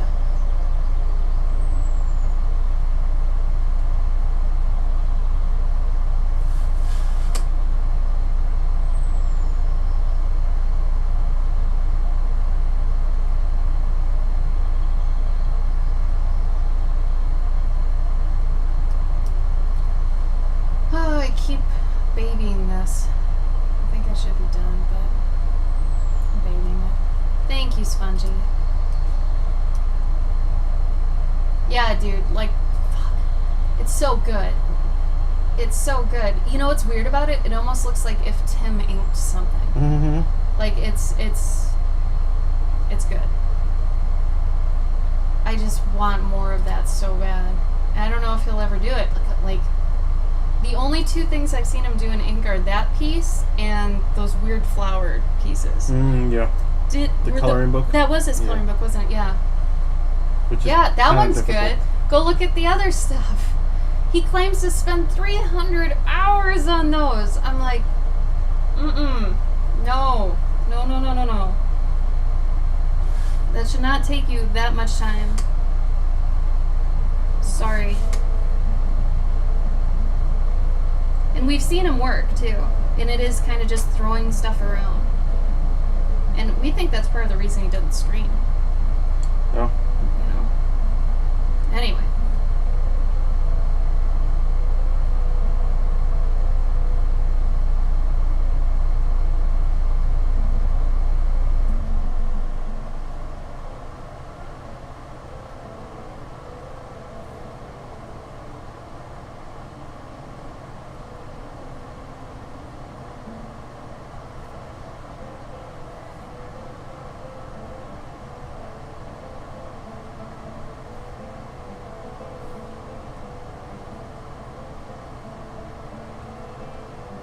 Exactly, yeah. Serenity, sometimes though that takes getting used to.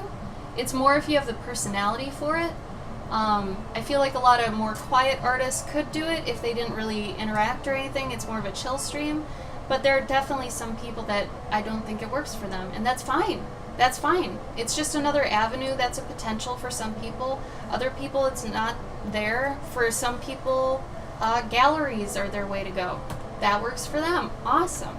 You know, as long as you figure out what works for you, that's what you got to figure out. And as long as you're always looking for that, that's good.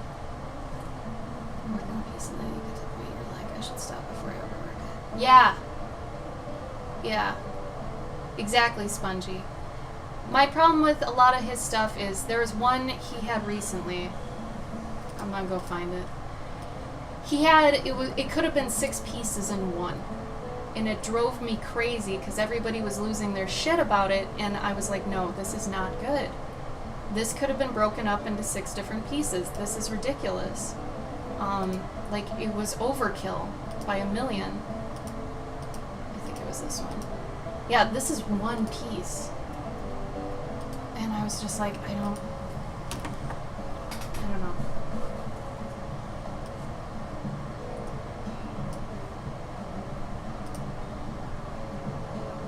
Yeah, and that's totally fine. You know, I'm not saying people that stream are better than people that don't, by no means.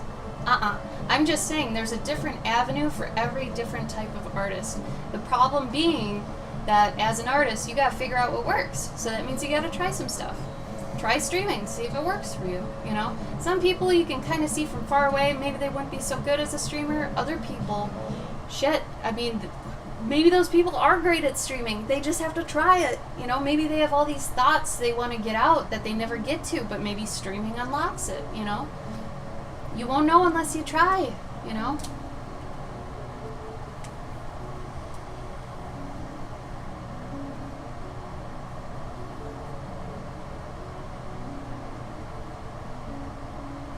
Yeah, a lot of the people that go to like Spectrum and stuff, they're not streamers, you know? Definitely not. Exactly, Serenity, but my problem is, remember how I've told you guys about dialing your detail, okay? Knowing to dial it up or down depending on where you're looking to lead your eye? He doesn't do that. And it drives me crazy because when I look at a piece of his, it's too busy. There's too much going on. I don't know where to look. I get overwhelmed and I stop looking at it. I don't like it. I mean, that's just me. You know, a lot of people obviously like it, but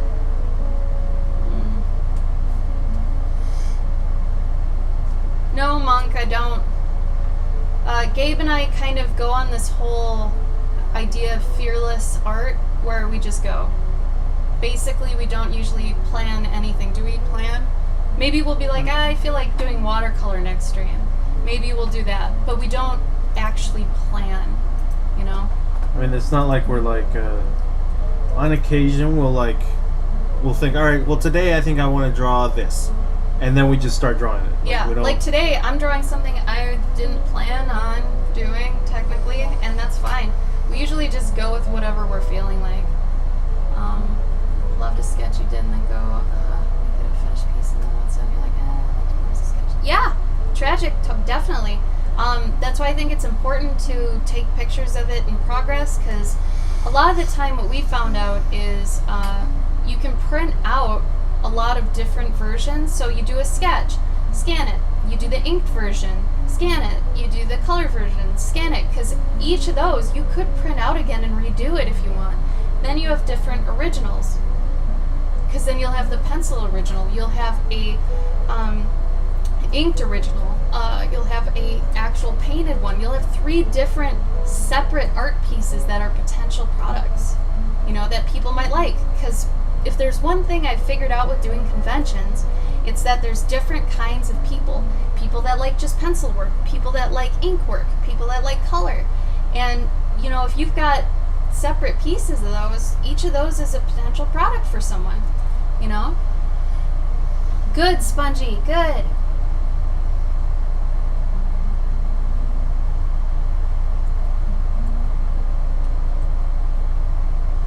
Monk, this is my product. Okay, I am a brand. I'm an elf. I'm consistent. I dress like this at conventions too. So, I'll even show you.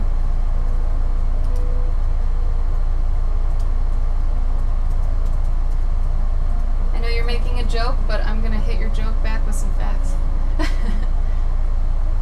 So, what Gabe and I usually will do is we'll scan the sketch and we'll print the sketch out, we'll ink it, and then we'll scan that and then print out an ink, or print out a version of the inks to actually paint on if we're going to paint it. So that way we have a different version of each one and an original of each one. So that helps.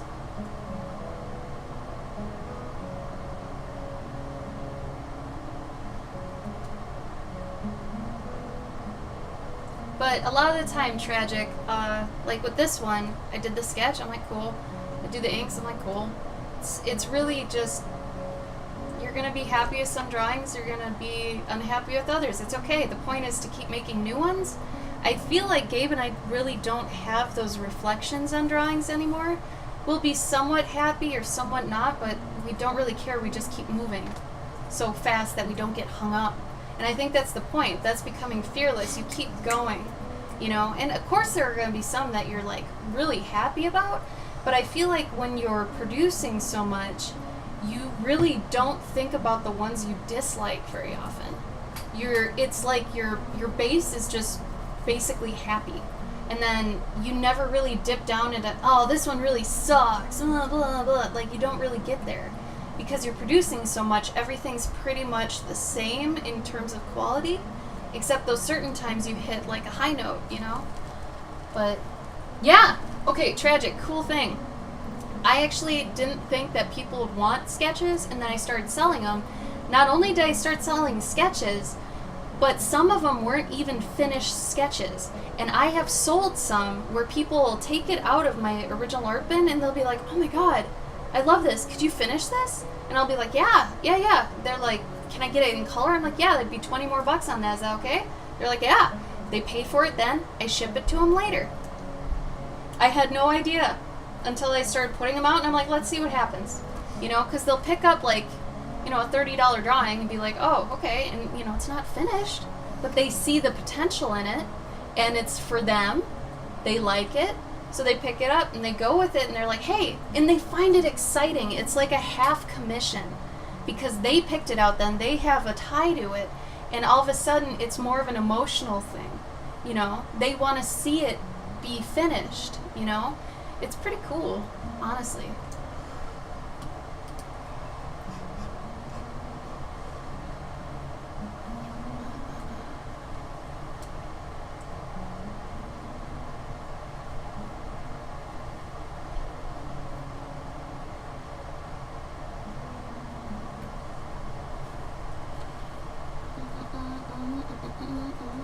What is... Actually, no, I'm gonna wing this. I'm gonna wing it.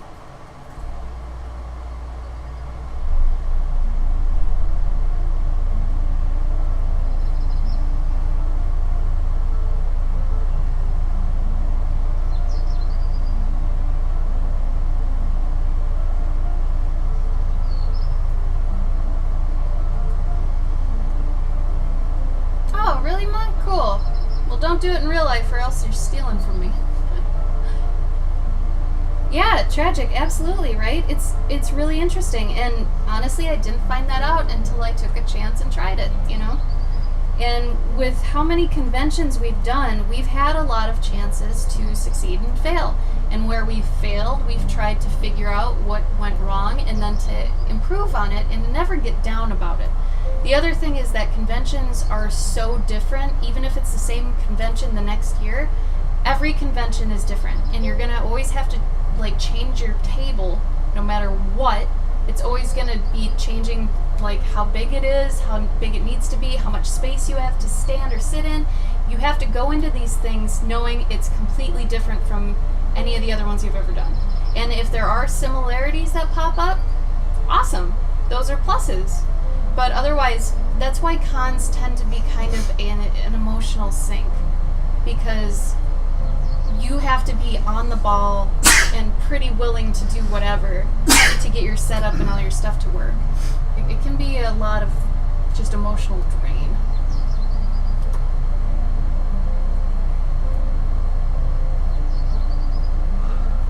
Yeah, there you go, Wade. I've had people, also tragic, this is cool too. Thanks for bringing this up, Wade.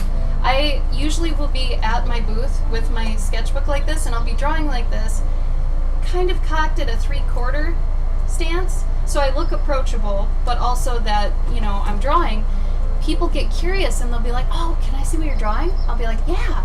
And if it's something like this, sometimes, I think 2 or 3 times at this point, I've had people buy my sketches off me before they're even done.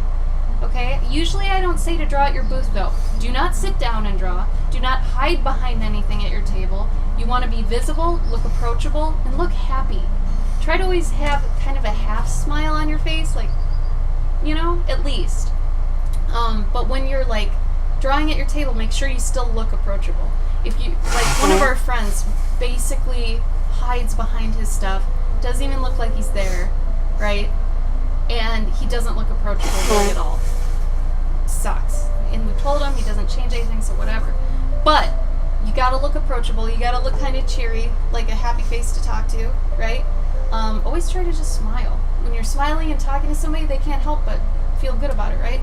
But a lot of the time I've had people buy things off me and I'm like, you know what, if you want it in color or tones, I don't want to do it now because I know I won't do my best work. But if you let me take it home, I will definitely ship it to you for free. And they flip out there, oh my god, you will? Awesome, yeah. Have them pay for it there and then do what you need to do.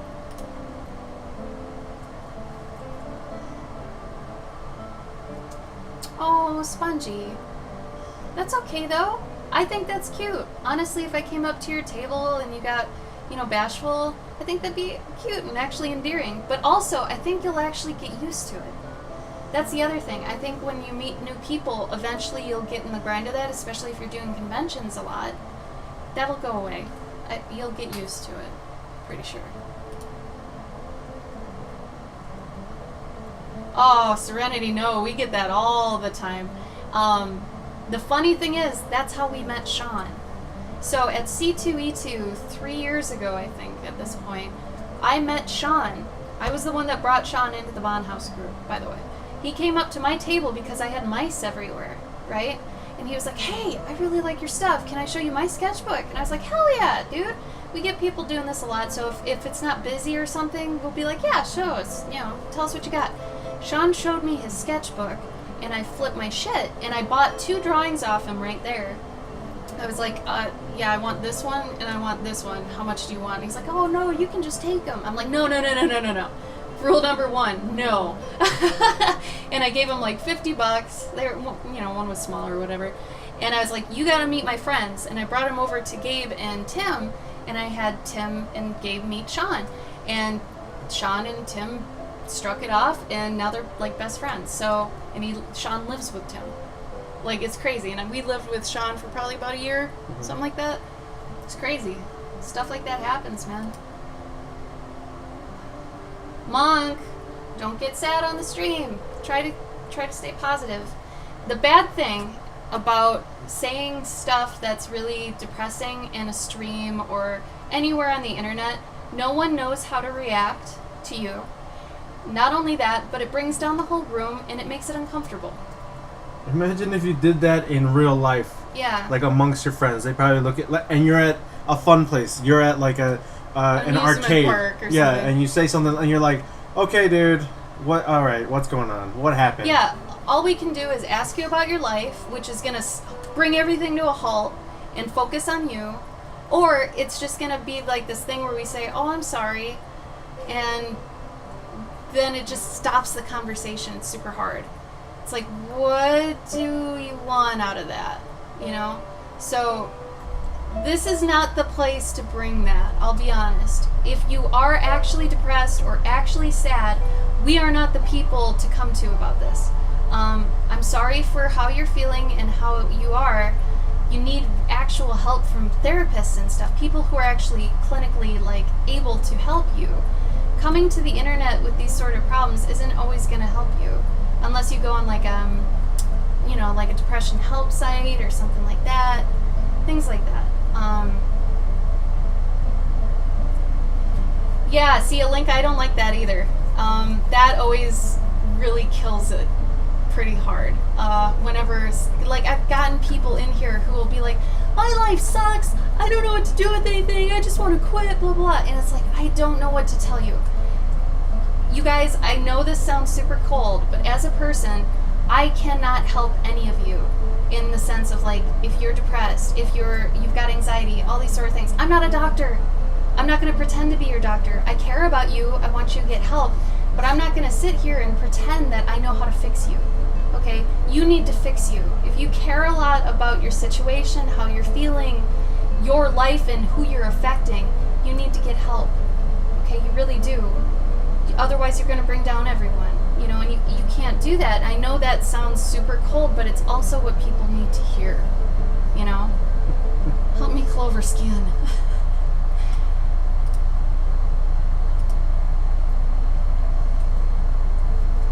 Monk, it's because you said there's nothing really worth smiling about in my life. That's exactly what you said.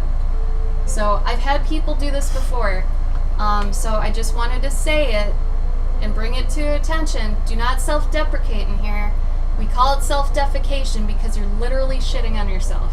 Okay? Don't do it. Okay. See, Monk, I don't know that, but I'm going to call it out. Okay? Just letting you know. Dude, chocolate's always a plus, I'll be honest. Chocolate forever.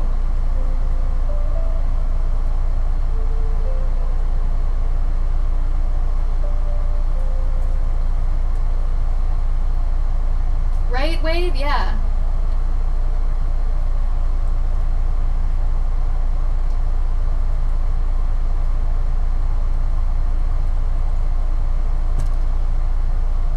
I mean, we say that with art too. Don't self-deprecate your work. Don't look at your piece and be like, this is like the worst thing I've ever drawn, so like, don't even look at it. Or, I don't want you to look at my sketchbook. It's full of bad shit. Don't do that. Don't do that, okay? Even if you're upset with your art, don't project that onto how someone else is actually perceiving your art. Okay, don't project what they're perceiving. Does that make sense? Don't do that. Because they're going to have their own assumptions, their own opinions, their own everything about it. Just shut up and show them your art. That's it. Because they might love it to death, and if you say you hate it, they're going to feel like crap that they hate it or they love it. Like, you know? I'd like to thank the internet for that. Yeah, it's bad. Because the internet seems to think it's okay for you to self-defecate. So then that people come running like, oh, what's wrong? Oh, no, you're beautiful. Yeah, Alenka, I love you to death, but you can't bring that to a convention setting. Like, if you're at your table and you do that... Oh, my God. That's not going to work out. You lost a sale immediately. Unfortunately, yeah, that's how it's going to go. Yeah, in real life, people don't know how to deal with that, so they're like, oh, okay. Okay, well, feel better. Yeah, okay, bye. bye. Like, you have to have a mask on. No matter how you're feeling, I've gone to conventions where I'm having the worst PMS mood swings bullshit of my life, right? I have to work through it. And I know that's nothing compared to actual anxiety, actual depression, anything like that. I'm not saying that. But I am saying you gotta work through it. and you gotta hide it. You're at work. When you're at a convention, you're at work. You can't. It's exactly. It's like if you're working at Starbucks and you try to pull that shit, they're gonna pull you into the manager's office and have a chat. Like when it's ice cream time, which cream is your dream? Spongy, what? Which cream is your dream? That sounds bad, man. I like cookie dough, but I also like cookies and cream. And every time we go to a con, I try to get ice cream from someplace. Sherbet. Gabe always gets sherbet. I always try the cookies and cream wherever we are, though, because it's really interesting how many different variations of cookies and cream you can get. Because it's not always Oreo, even though I really like Oreo. It could be a lot of things. But, yeah, anyway. I would say for me, cookie dough or cookies and cream. Anything with a cookie in it, I'm down. Cookies all day.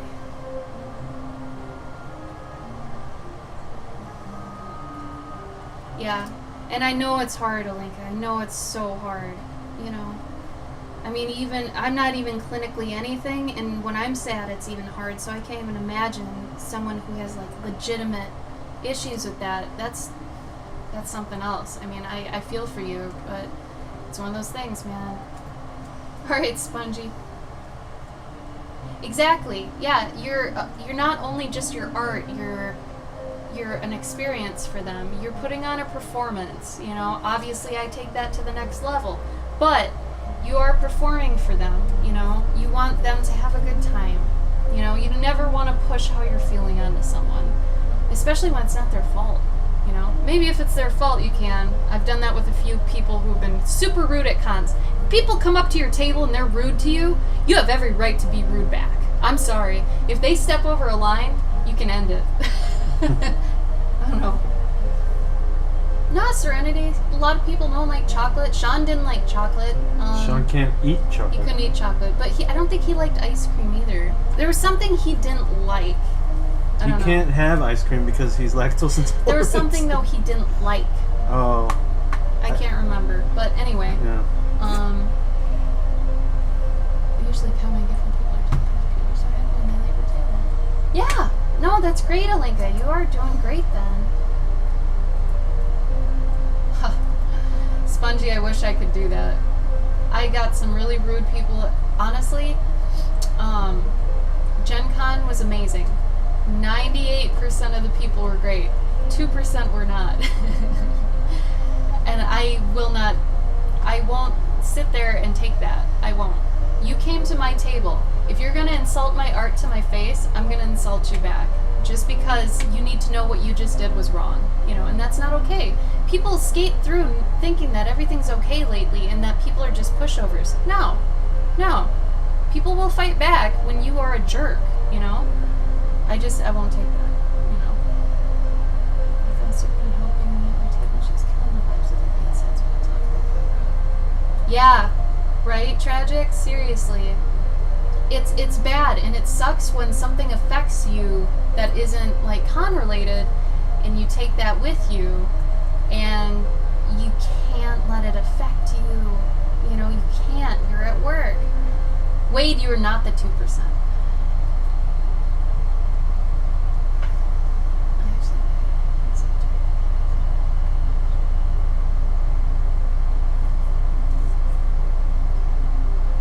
There you go, Alenka, that's great. Do I have to fight somebody? Don't worry, I fight my own battles. I fight other people's battles too. And I shouldn't. And a lot of the time they don't want me to, but I project myself into people's situations, which I should not do. It's one of my weaknesses. But I will do it. But that's why Gabe and I are so how we are, because we both fight battles at people. But, yeah. Alright, I'm not gonna do my tones on here on the stream. I'm gonna actually go because I have a lot of stuff to do. I wish I didn't. If I could keep streaming the rest of the night, I totally would. You guys, this has been great. I've had fun. But anyway, we're gonna be at Dragon Con next week, so we will not be streaming. Probably be streaming when we get back the week of the 3rd. Probably not on the 3rd, but maybe the 4th, definitely the 5th. But yeah. Does anybody have any more questions before we go? Anything you want us to know? Wade, we will contact you if we run into trouble. You're a great buddy. We love having you around. I volunteers too. Oh, Spongy. Well, tragic. I appreciate that.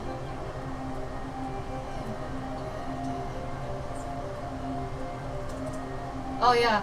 No, Alinka, I had somebody say, and maybe you'll get someone like this one day, but she was like, oh my god, that doesn't even look like a hamster, and pointed to the guinea pig. I'm like, that's because it's a guinea pig. And she's like, that's even worse. I'm like, well, you're rude. And then she just walked off. I was like, what the fuck was that? That was the weirdest thing ever. Anyway. You too, Tragic. Yeah, Raymond, feel free to come by anytime, man. I mean, Monday through Thursday, we're on. Just not next week. It's probably the better way to be, Serenity. Definitely being neutral is the smartest way. It's not always the most fulfilling if you're someone like me. But if you're happy being neutral, stay that way. It's the safest, best way to be. I wish I could be that way. Ooh, Spongy, I want you on my team so hard. You don't even know, man. Okay, so we'll be back. Right? Alenka? I don't even get it. It was weird. It was so ill-placed. Then there's this other guy with this fish scenario. I'll tell you when we get back. Anyway. Yeah, so the week of the 3rd. We'll be back. We'll let you know how DragonCon went, and that's always fun. I always have some stories, right? Alright. So we'll see you guys then. Thanks for coming. Thanks for watching me draw a little house. I had fun. It was a nice break. But yeah, talk to us on Instagram. We're always reachable there. Otherwise, Discord. And Gabe, do you have anything else to say? Nope. Nope. Alright, we're out. Enjoy, guys. Bye!